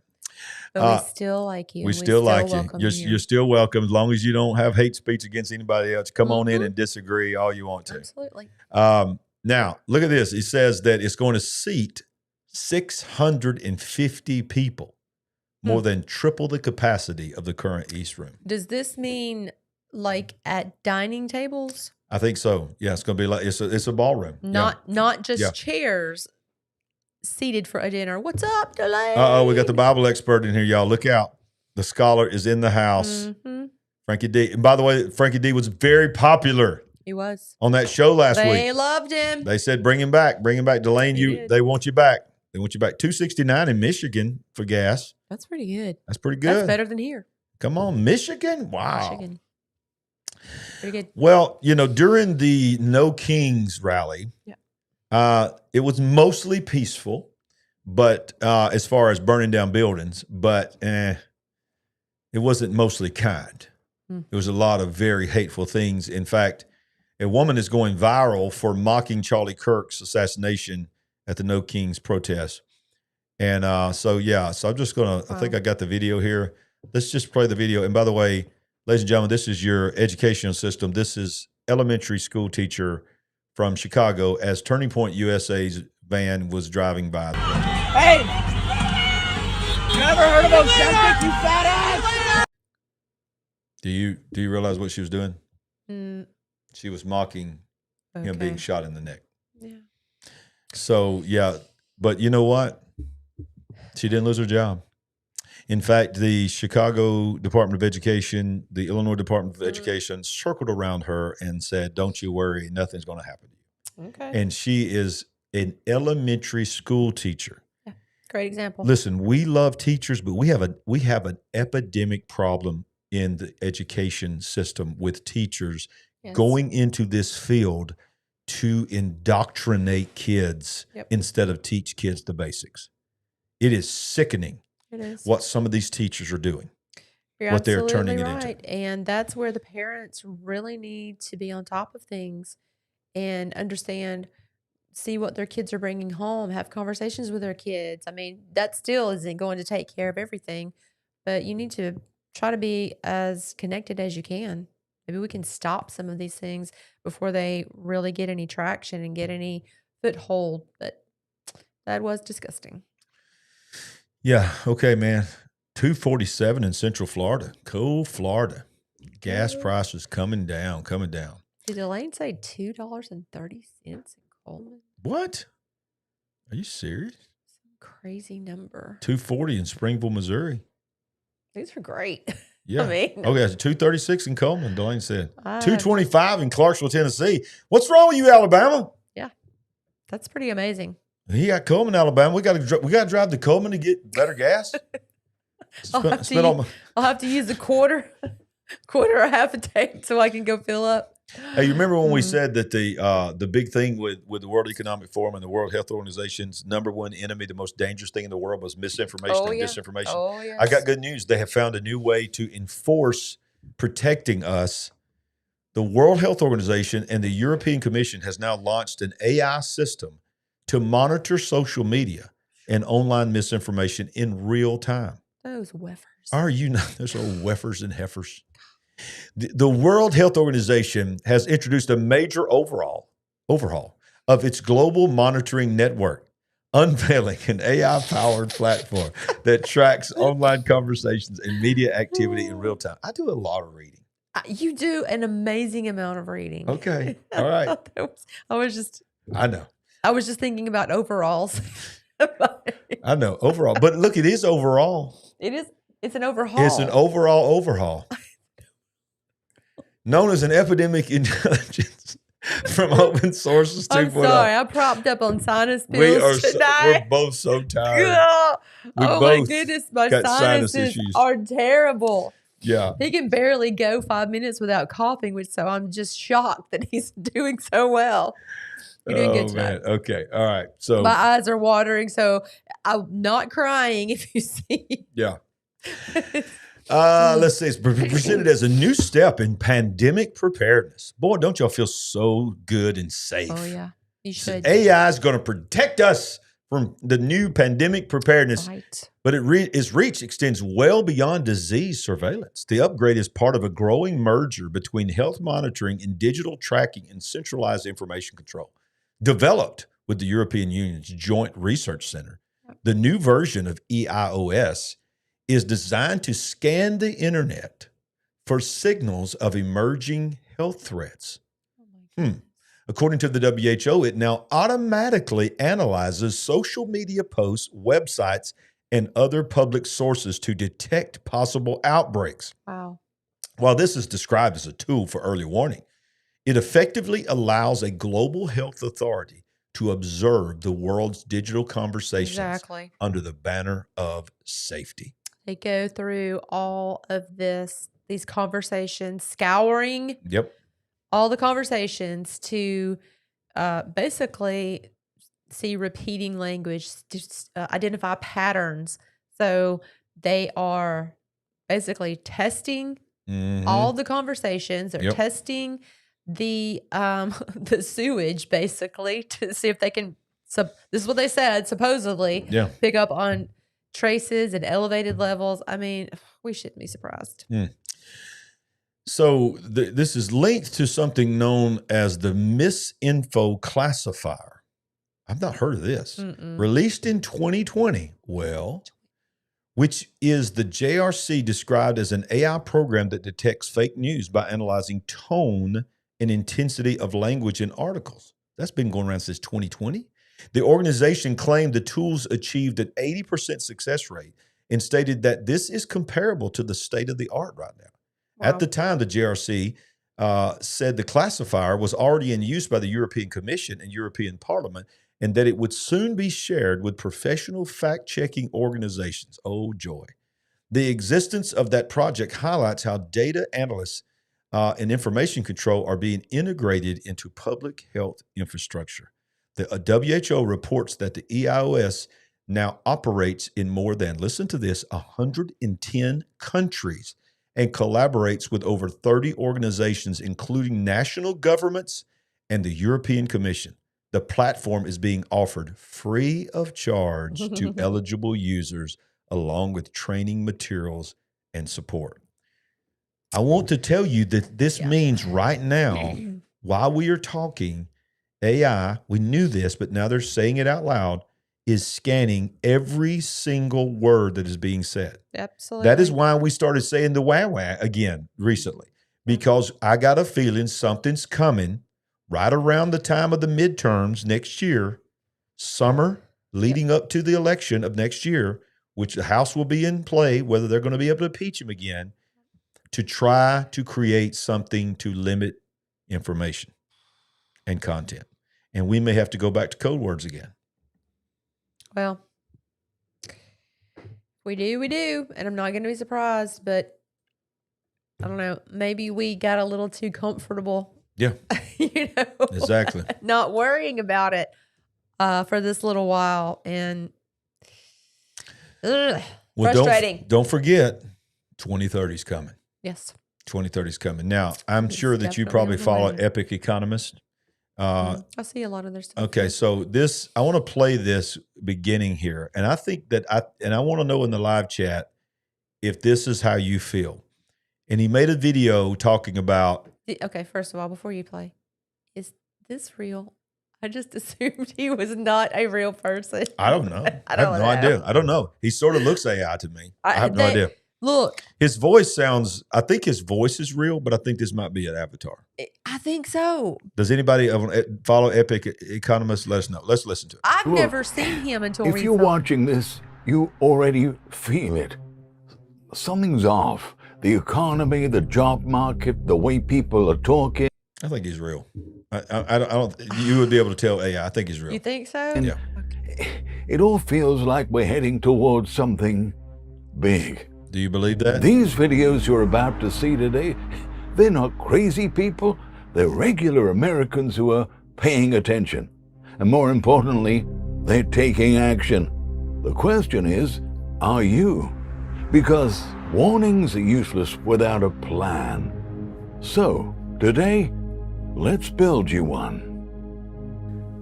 You realize that something's coming, right? You understand that something is happening, and a lot of people are preparing for what is about to happen, and it's going to happen. I know somebody's going to be in the comment section saying nothing is coming, but people are preparing for what is happening. Things are just not right. You have inflation, and we've been going through inflation for the last 5 years. It is becoming unbearable for people. The job market is an absolute disaster. The cost of living, property taxes, water, electricity, that no wonder people are trying to move completely off grid. It's so critically important that you prep with what you can, because today's dollar is not tomorrow's dollar. That is something I want to have you guys understand. Something is coming and you should be preparing. Be preparing as hard as you can, because when something does happen, there's going to be nobody to save you. Remember this, no one is going to save you. This isn't me. Except for the Savior. Exactly. So this is a video that's just relentless of person after person, regular person after regular person saying they sense something big is coming. Yeah. With the economy, with military, with false flags. There's just this feeling to those that are awake. That's why we have this, awake but not awoke. Yep. Because those that are awake, do you agree? Do you sense a big event is coming? Do you feel that? And it seems so vague to say that. What do you mean? I hate to I don't say know. it, I but don't I've know. felt that for a long time. For weeks, I had this sense of dread, just unrelenting sense of dread. And I was like, But we're hopeful Lord, people. we are hopeful I people. don't want anybody I that's was like, new here to think that we're dreadful people. No. That we just walk around. I want them to know that's not Yes. you. That's not what you're saying. No, I had to pray. You've got to remove this from me or lessen this, because it was not good times. But instead of having so much dread now, I feel like I have just an awareness. Yeah. And, we can only do what we can do. I'm not a prepper. I'd love to be a gardener at least, but I can't seem to have any good luck with that. I don't know how these guys do it. Yeah, All this preparedness and off grid. Yeah. That is totally Very difficult. above my Yeah. thinking of anything that I could be able But to we do. want everybody to know we're not worrywarts. No. We're not But saying we're not that asleep. we're not asleep, but we're not just like, oh God, what's going to happen? What's going to happen? No, God's not giving us a spirit of fear. No. The power, love, and a sound mind. People that jump in here for the first time ever and find their show like on a Monday night, you think, man, God, is that all y'all talk about? Is just the bad stuff? No, we're trying to wake you up to what's going on in the world. But then we always want to come back and tell you that we know who the answer is. Yes. We've been pastoring the same church now for 31 years. We've been in ministry for over 35 years. And so we firmly believe that God has chosen a remnant generation to be alive, Yes. not just to go through things, but to have the answer. And we do have the answer. And the answer is, faith. We have the answer to submit our lives to God, but to also understand this. I'm going to preach a little bit right here. That Jesus made a point to call you light. He did. Why would he call you light unless you were going to be in darkness? Okay? He said, I'm going to send you into darkness, not to be consumed by the darkness, but to light up the darkness. And let me tell you something about darkness. No matter how dark it gets, let me give you a little word here, a little nugget to chew on. It doesn't exist. There's no such thing as darkness. Darkness scientifically does not exist. You cannot replicate and create darkness.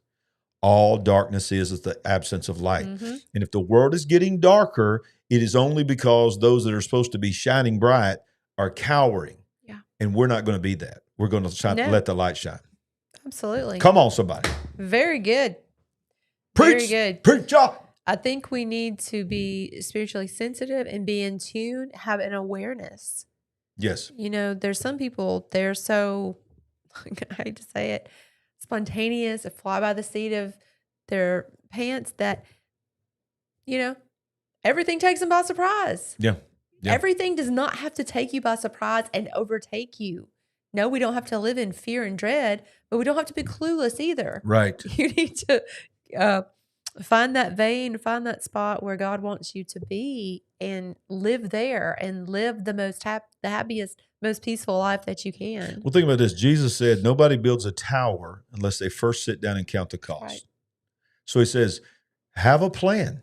You can run around and say, well, bless God. God wants me to have a tower, so he's just going to bring me a tower. No, you have a plan. You don't just go out there and you look at the facts. Yes. You find out how much the materials are going to cost. What is the condition of the building, the construction conditions out there in the world. Yep. And you look at all that, then you build the tower. You still build the tower, but you count the cost. And that's what we're doing is counting the cost. Absolutely. Good word. All right. Very good. So, hey, I hear something. Somebody's coming. The Supernatural AI Update.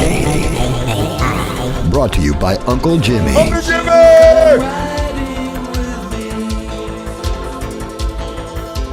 It's the Supernatural AI Update. Woo! It's legendary. It's known all over the world. Mm-hmm. I'm telling you, people set their clocks by it. They wake up in the middle of the night on Monday night or wherever you are in the world because they cannot miss the Supernatural AI Update. Probably not, but we are still here whenever you are ready.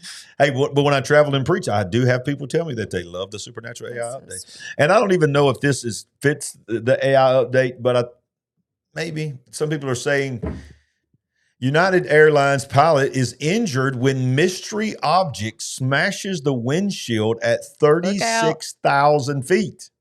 Not only birds that get up that high is eagles, right?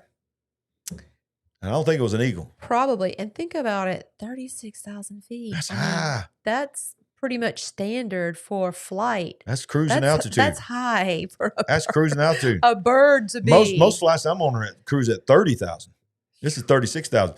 United Airlines pilot was injured and forced to make an emergency landing after a mystery object smashed the windshield of his Boeing 737 at 36,000 feet. Photos circulating online reportedly showed the pilot's arms bleeding and bruised with injuries consistent with glass cuts. Broken glass are also covered the dashboard and cockpit. Other photos show what appear to be scorch marks at the point of contact or impact. Ow! Look at this. This is the pilot in a plane at 36,000 feet. United Flight 1093 from Denver to Los Angeles had to make an emergency landing in Salt Lake City.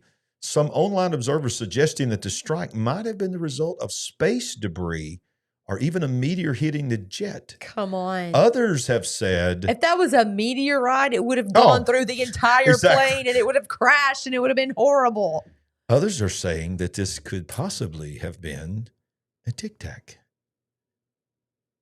Okay. UAP. What did it do? I mean, bounced off. Oh, God. Because, they tried to shoot it with a Tomahawk missile or whatever it was. And it just bounced off. So somebody's saying that they just brushed up against the Tic Tac UAP and smashed it, and that's why he got burned too, because it was some kind of radiation from the propulsion. Yeah, this makes perfect sense. I'm just saying what others are saying. I'm not saying that. What do you think happened? I don't think that was a bird. I don't know. I don't think it was a bird. Definitely not a meteorite, whatever. I think it's a meteorite once it actually hits the ground. But okay, I'm trying to process and imagine how. Somebody said something fell off of Spirit Airlines. I don't know. I mean, you're that high up going, what, 600 miles per hour? Yeah, or more.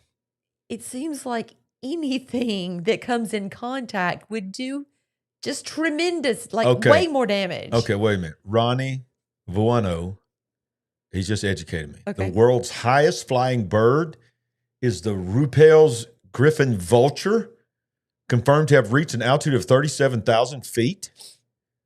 What? That's crazy. A vulture? What's dead up there? Wow. He said, according to Google. Look at that. According to Google. He's Thank Googling it. He's you. Googling it. But that's amazing. Wow. Somebody says it was a drone. Good point, Billy. Could be one of those fancy New Jersey drones flying up there. Well, you just keep letting us know what you think about bird. Bird is the word. Bird is the word. Bird is the word. Red line. Yeah, that's right. All right, so China. Sandy, they're not just stealing intellectual property. They are stealing American DNA to create communist super soldiers. Why do they need our DNA? I guess we just to make communist super soldiers. I don't know. I don't want to sound we've got superior DNA. Like we're saying we're superior, but let's read this article. Okay. China's aggressive push into biotechnology isn't just about medical advancements. It's a calculated strategy to dominate the world through genetic warfare. For years, the Chinese Communist Party has been scooping up DNA from Americans and others worldwide, funneling it into programs that could engineer enhanced humans or targeted bioweapons. Take the Nifty test, a non-invasive prenatal screening sold by BGI Genomics, a company backed by the People's Liberation Army. This test, recommended to expectant mothers to check for conditions like Down syndrome, has reached millions globally, and its data is also used by Chinese military in areas including what is chillingly called improving population quality. But it didn't stop there. During the pandemic, the firm flooded the U.S. market with millions of WW tests, and the Reuters documented giving the CCP backdoor to genetic profiles.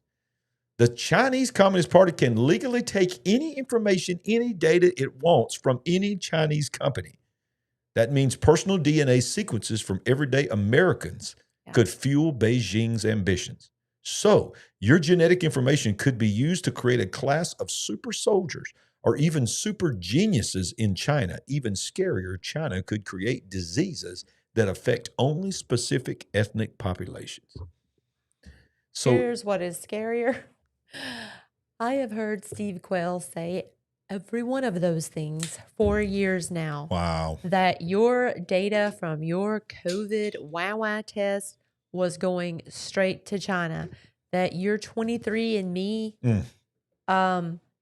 test, the results were in China. Wow. And what was the last thing you said? Oh, creating certain bioweapons or whatever to take out certain to ethnic target certain ethnic groups. Yeah.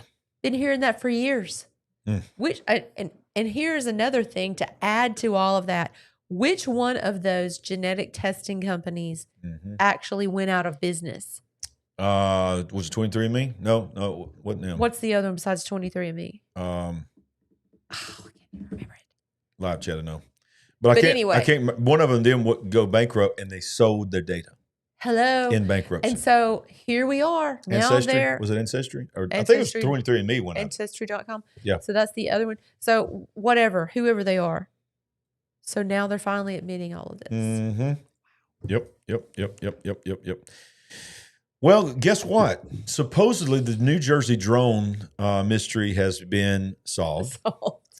A New Jersey drone and UFO scare solved. Private contractor unveils strange aircraft and takes credit for sky mystery. Private company at a high-powered Army conference demonstrated a unique aircraft at the event and allegedly took responsibility for setting off last year's drone and UFO pandemonium in New Jersey. We all remember that.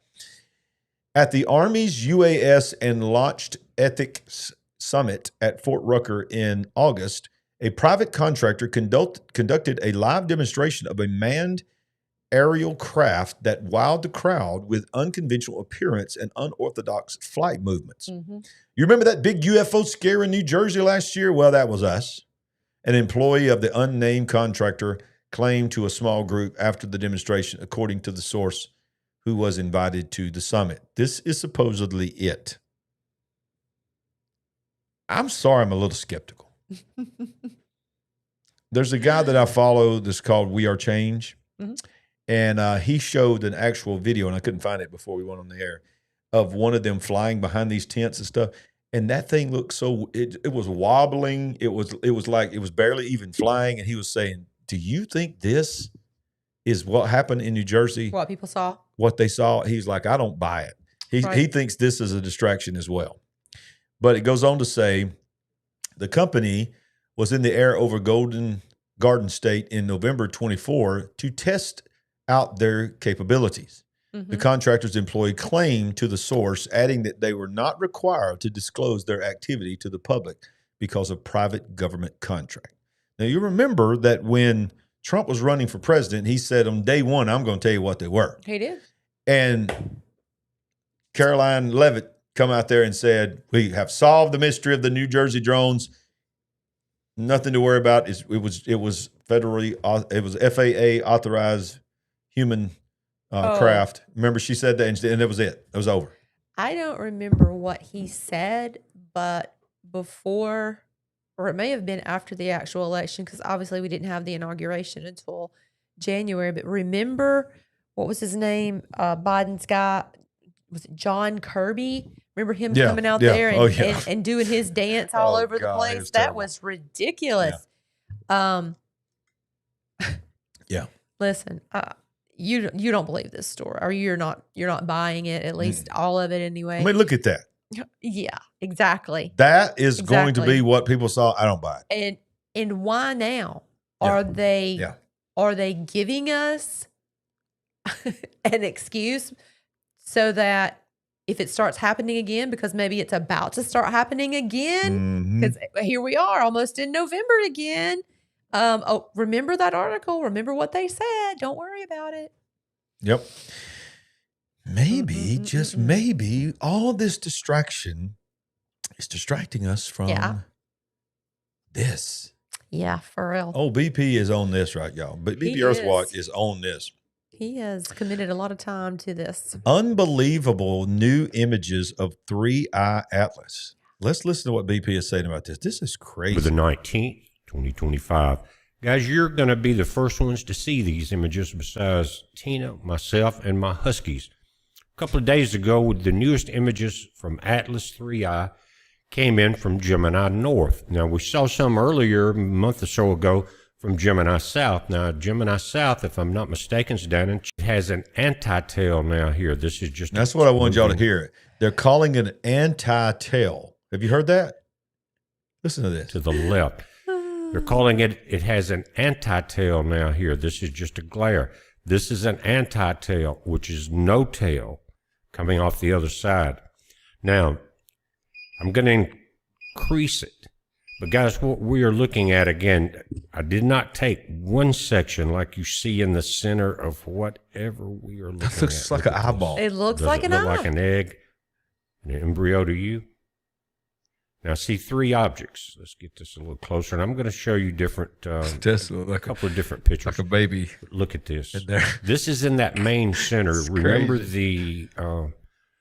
the high-rise instrument that was around Mars orbiting, and it took an image, and it was a group. You could see definitely it was more than one thing in that group. And this is the very center of it. Let me back it back out again. Look at that. No tail. What kind And of... Let me explain again. image is that? I went through filters, but not in the entire image. Let me say was filtered at the same time. There was no isolation of something here and then something here. But when I got it down, what I wanted to see was in the very center of this. And so you have a glow. You got different metallic output, things like that. It's non-commentary. It's not a comet.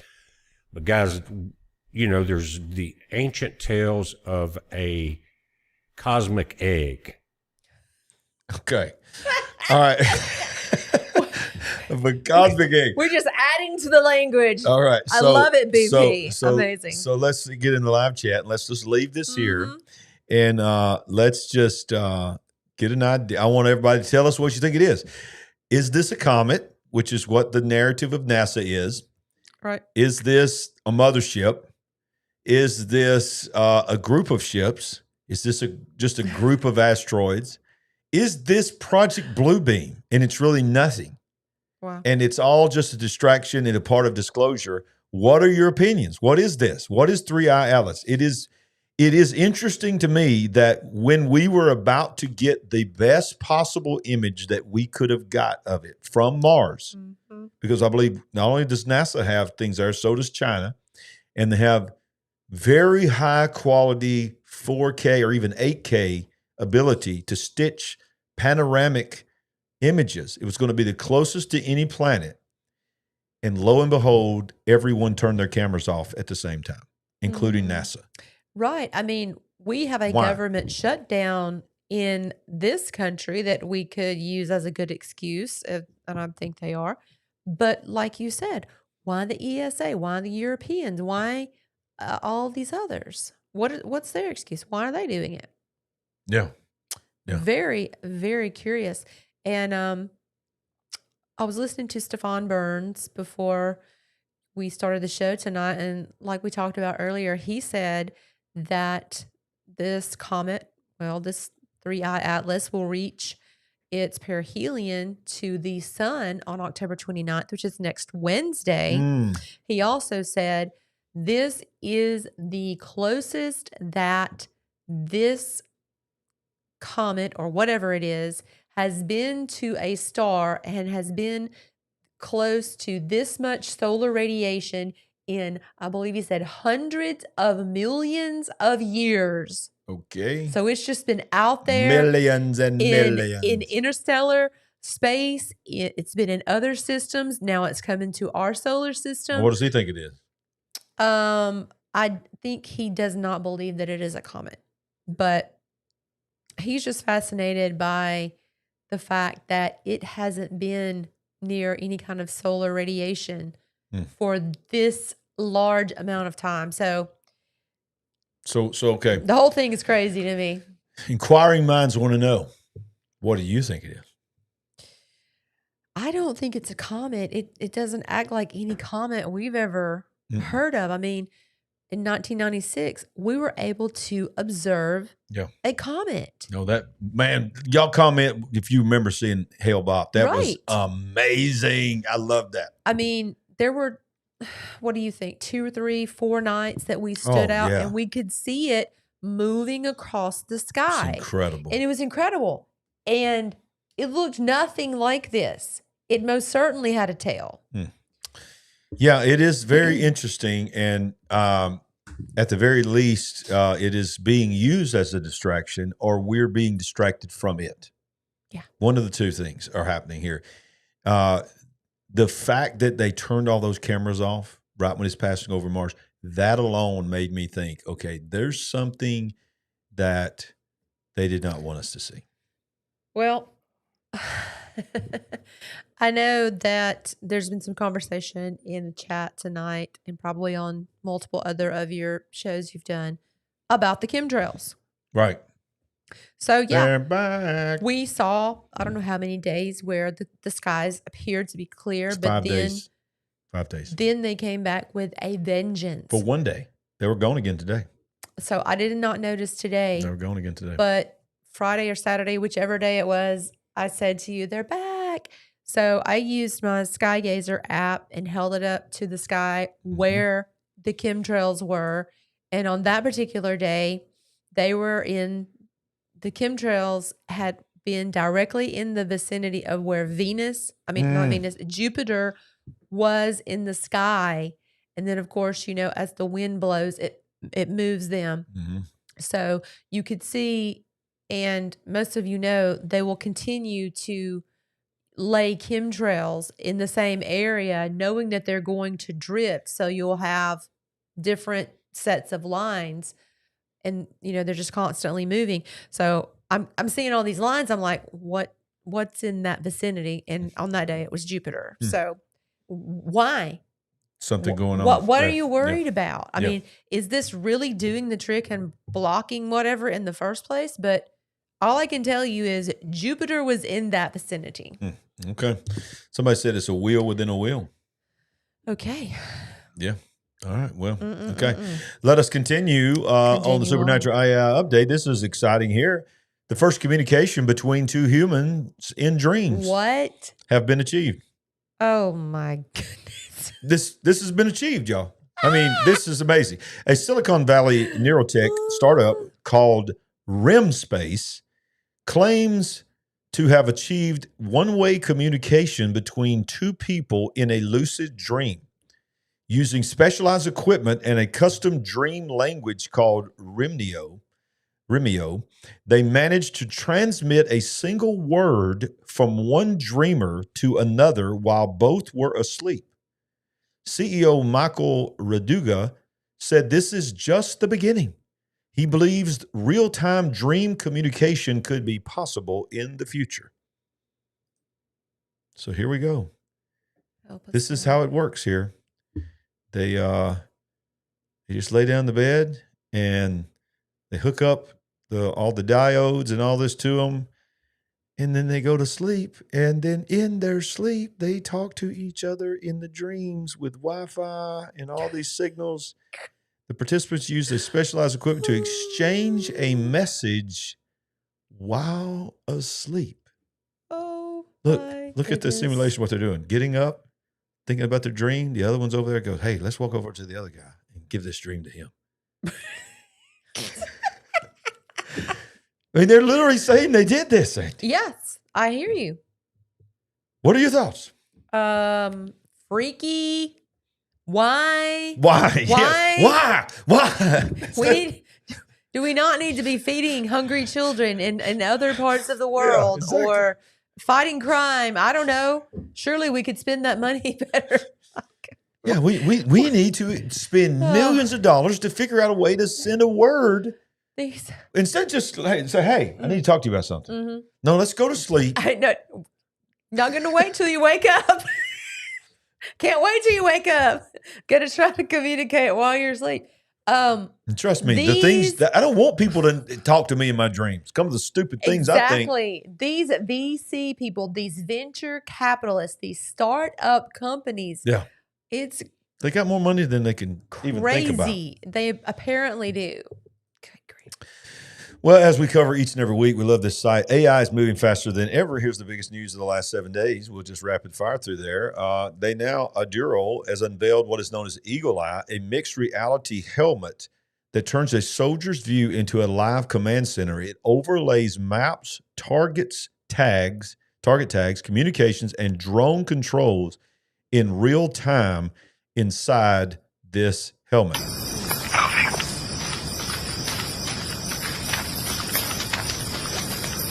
Super soldiers. Watch how you can see through the walls when they go in.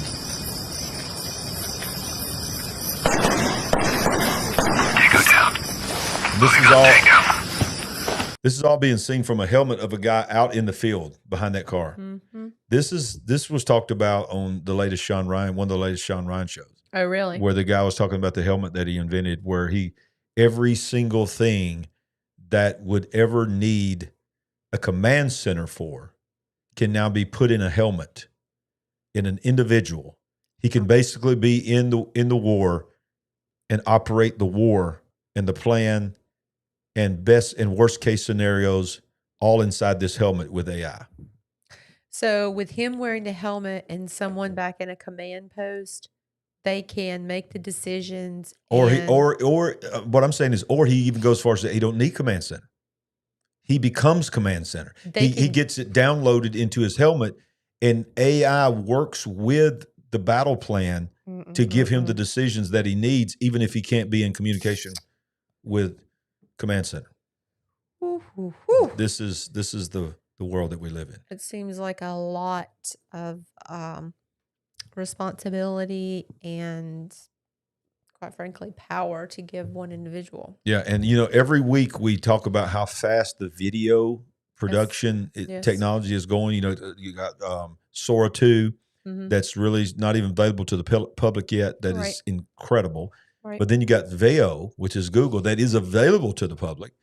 And look what they're doing now. This is Google Veo 3.1.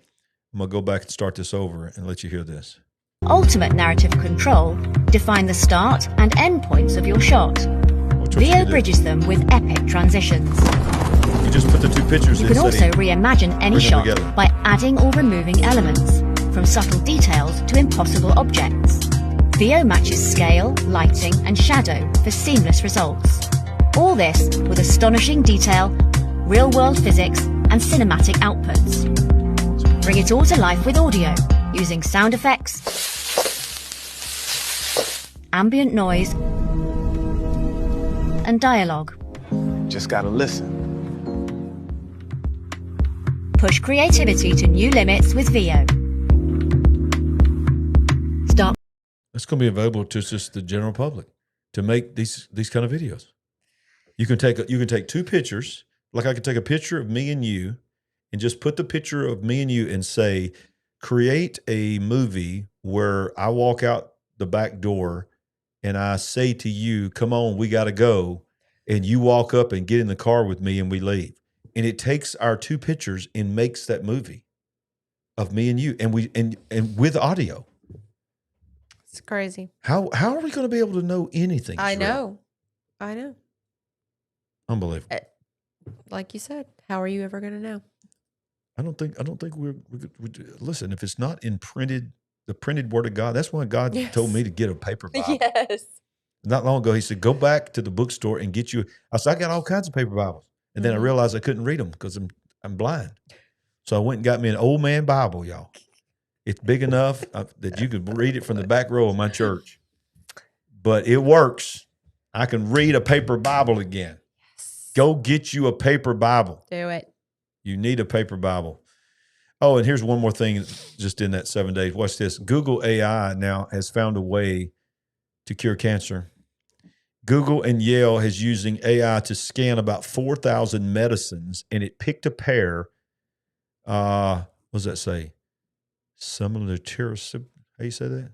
Similitericib? I think so. Plus low-dose interferon that helps the immune system see hidden tumors in lab tests on human cancer cells. The combo boosted that visibility by roughly 50%. Listen, man, you're a doctor. You never be worried. You're going to be out of business. Yeah. You're a lawyer. You better be worried because they're coming for you. AI is taking over the world already, and it ain't even supposedly general intelligence yet. Exactly. You know, you said those 3 occupations, but quite frankly, probably so many more than that. Do you know what the CEO of NVIDIA said the next millionaires are going to be in the world in the next 5 years? Oh, boy, what? Plumbers, electricians. Oh, my goodness. He said those are the millionaires of the future. That's the CEO of NVIDIA. Said you're literally going to have people going to trade school, learning how to be a really good plumber and becoming millionaires. Because, one day robots will be able to do it. But until then, that's going to be the jobs that you've got your window of opportunity. You got your window of opportunity. Everyone, you have your assignment. Now get to it. Yeah. Wow. So remember when we also covered the robots are now walking robot dogs? Yes. That freaked you out? I was extremely you're walking down the streets of Japan and you got robots walking robot dogs on a leash. Yeah. Just down the road, like they're just taking the robot dog for a walk. A little stroll. And so now we are putting costumes on these robot dogs and for the upcoming holiday and turning them loose in the local park. Oh, to punk people. This is is that what we're doing? This is a robot dog that they've turned into a dinosaur, a triceratops. Oh, cool. Look at this. Oh. What would you do if you saw that coming towards you? I would. I That's just a robot. use the word scared. I would at least be like, hang on, what? Can you imagine? Oh my goodness. What? Can you imagine our youngest grandbaby that loves dinosaurs so much? She truly does, but I think that would scare That her would probably so scare bad. She may turn against all of the dinosaur cartoons. Y'all, our youngest grandbaby will never be seen without a dinosaur. She carries a dinosaur everywhere. A dinosaur with her all the time. Yeah, she loves dinosaurs. How she say it? Dinosaur. Dinosaur. Dinosaur. Dinosaur. Dinosaur. The first time I heard it, I thought she was saying doctor. Dinosaur. I said, what do you want, a doctor? No, dinosaur.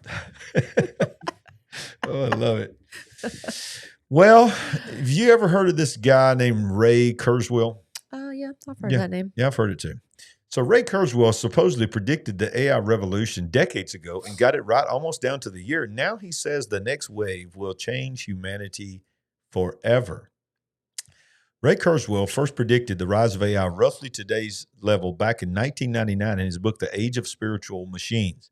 In that book, he wrote that around 2029, computers would reach human-level intelligence, AGI, and that by early 2020s, AI systems would already be capable of performing many human tasks. Since the 1990s, Kurzweil said he's made 147 predictions and claims an 86% accuracy. He now says we're entering the most transformative decade in history. I don't know if this guy was right or not, but listen to his words. Kurzweil stands by 3 bold timelines. 2032 will be longevity, escape, velocity. 2030s, man and machine will merge in the 2030s. In 2045, the singularity. By roughly 2032, he says, when you live through a year, you'll get back an entire year from scientific progress. Kurzweil believes that by then, medical advances in biotechnology will extend human life faster than we can age, effectively slowing or reversing aging. Now, here's the one you're going to love. Oh, yay. By the 2030s, robots the size of molecules will go into our brains, non-invasively, through the capillaries and connect us directly to the cloud. He says it's like having a smartphone in your brain. I thought you were going to say clean out your arteries. It probably will have that ability as well. Can you do that while you're on the way to connecting me to the cloud? Just give me that extra. By 2045, once we have fully merged with AI, our intelligence will no longer be constrained. It will expand 1,000,000-fold. He believes this merger will combine human creativity with the vast processing power of machines, creating a level of collective intelligence far beyond anything possible today. Kurzweil believes the transition has already begun. The next 20 years will redefine what it means to be human. Not going to happen. Not participating. Not going to happen. The Lord's going to take me out of here before that happens. But that is the goal. Transhumanism is the goal. The merging of man and machine. That is the goal. And I think he stood by, did you say 2045? 2042. 2042. Okay. I think he's pretty much stood by that prediction. I'm surprised that he's not upgrading that to, No, you said it is 2045. Yep. To like 2035 or something like that. But well, this is the plan of the mark of the beast. This is the plan of the beast system, the Antichrist. Yes. Is because to alter the DNA. Because here's the thing: not only do you take the mark, but remember, you worship the image of the beast, is what the book of Revelation says. But it says that there's no more possibility for you to be redeemed. Exactly. And so, L.A. Marzulli, our good friend, has said, and I think it's great, and I'm giving him credit now, but the next time I say it, I'm going to act like I got it because it was so good, I'm going to steal it from him. No, I'm just kidding. I'm just kidding, L.A. I'll give him credit. But he believes that the mark is going to it's going to be some type of Nephilim technology that happened in Genesis 6 where man's heart was evil continually, meaning they were tainted. Their blood was tainted. And that's why the attack of the seed. So it's going to transform the DNA of that human to remove their humanity of what makes them human. Therefore, they can't be redeemed. Yeah. And this I think looks it's like a this was great going. argument. We have talked about that and discussed it and asked questions for so long, but I think that makes perfect sense. Yep. I think he's on to something. Well, I got one more thing to show you. And, well, I thought I did. But I got one more cool thing to show you. It's called LarryRagland.com. And when you go to LarryRagland.com, I'm asking everybody that's watching this to do two things tonight. Go to YouTube, no matter where you're watching this, go to YouTube and subscribe to our YouTube channel. Get us over 25,000 tonight. Look how close we are. 24,942. Come on, guys. If you found us tonight, get us over 25,000. We can do it. We're building an army, y'all. We're building a big picture army of people that are awoke and not wake. Awoke and not wake. I'm so tired. He really is. Awake and not wake. Y'all don't even know how tired I am. Oh, I'm wore out. goodness. I'm so wore out. Awake and not woke. Thank you. Army. Less than 60 away. Who's it going to be? Who's going to take us over? Smash on, that guys. like button. Smash it. Subscribe. But we love you guys. I tell you what, we really do love coming out here and being with y'all. And no matter how tired we are, that's why we push through to be here. But we got to do it. So what are the nominees tonight for the Golden Chicken Award? So guys, if you are ready to vote for tonight's Golden Chicken, here are your nominees. Number 1, Amazon Global Internet Outage.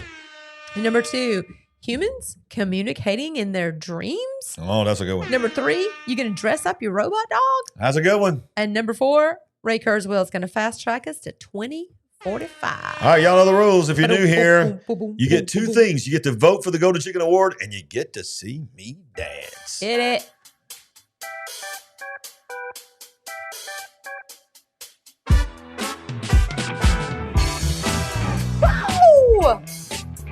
right, real quick again. Number 1, Amazon, global internet outage. 2, humans communicating in dreams. 3, dress up your robot dog. And 4, Ray Kurzweil going to fast track us to 2045. Bring those votes in. All right, here they come.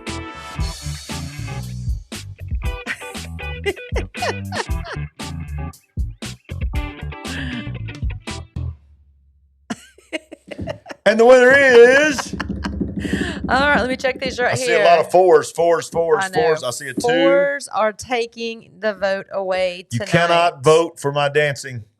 And the winner is... I still got more 4s than anything. All right, so the winner is number 4. What was number 4? Ray Kurzweil is fast-tracking you to 2045. I want to tell you right now, I rebuke you, Ray Kurzweil. Yes.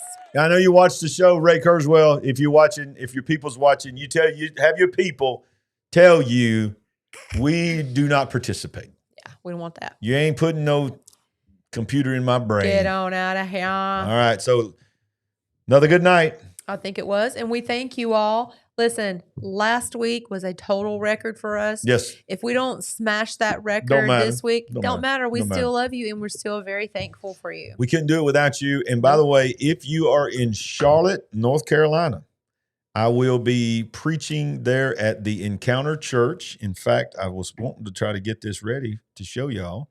Hang on, I'm going to show y'all where it's at. Let's see, where is it at? It is in Midland, North Carolina. And I'm going to try to drag this in here if I can. I don't think I can. Well, it's not letting me. No, y'all can't see that, can you? Our good friend Alan DiDio, is it? I know it's Encounter Today is his show. So the name of the church. The name of the church is Encounter. It's actually Encounter Today is the name of the church. Okay. 1651 NC 24, Midland, North Carolina. Man, I wanted to show y'all that. See if I can do it this way. So they are really there it is. Great people. We love Alan and his whole family. We were just at his conference in August. Yes. August. Yes. And they do such a great job putting that conference on, and they're just great people. So if you can get out, I know you will enjoy that. Thank you so much for that super chat. Yeah, thank Wonderful. you. So I'll be there. I'll be there Saturday night. I think I said Sunday, but it's Saturday night. Saturday night at 6 p.m. It's open to the public. There's no registration or anything. If you're in driving distance of Midland, North Carolina, come see me. Please. All right, we always want to remind you, no matter what's going on in the world, good, bad, and ugly, you're always going to know this. Even with the chicken and Uncle Jimmy, we all want to always remind you that we ain't woke, but we are certainly awake. See you next time. Help us build the big picture family. We're on a mission to wake up the world to what is really going on. Go to LarryRagland.com to give a one-time gift or become a monthly partner. Any amount blesses the entire big picture family. While you're there, pick up our book, I See Greatness in You. Browse our merchandise store, connect on social media, and get on the big picture mailing list at LarryRagland.com. Join us and be a part of the big picture family, where we ain't woke, but we are certainly awake.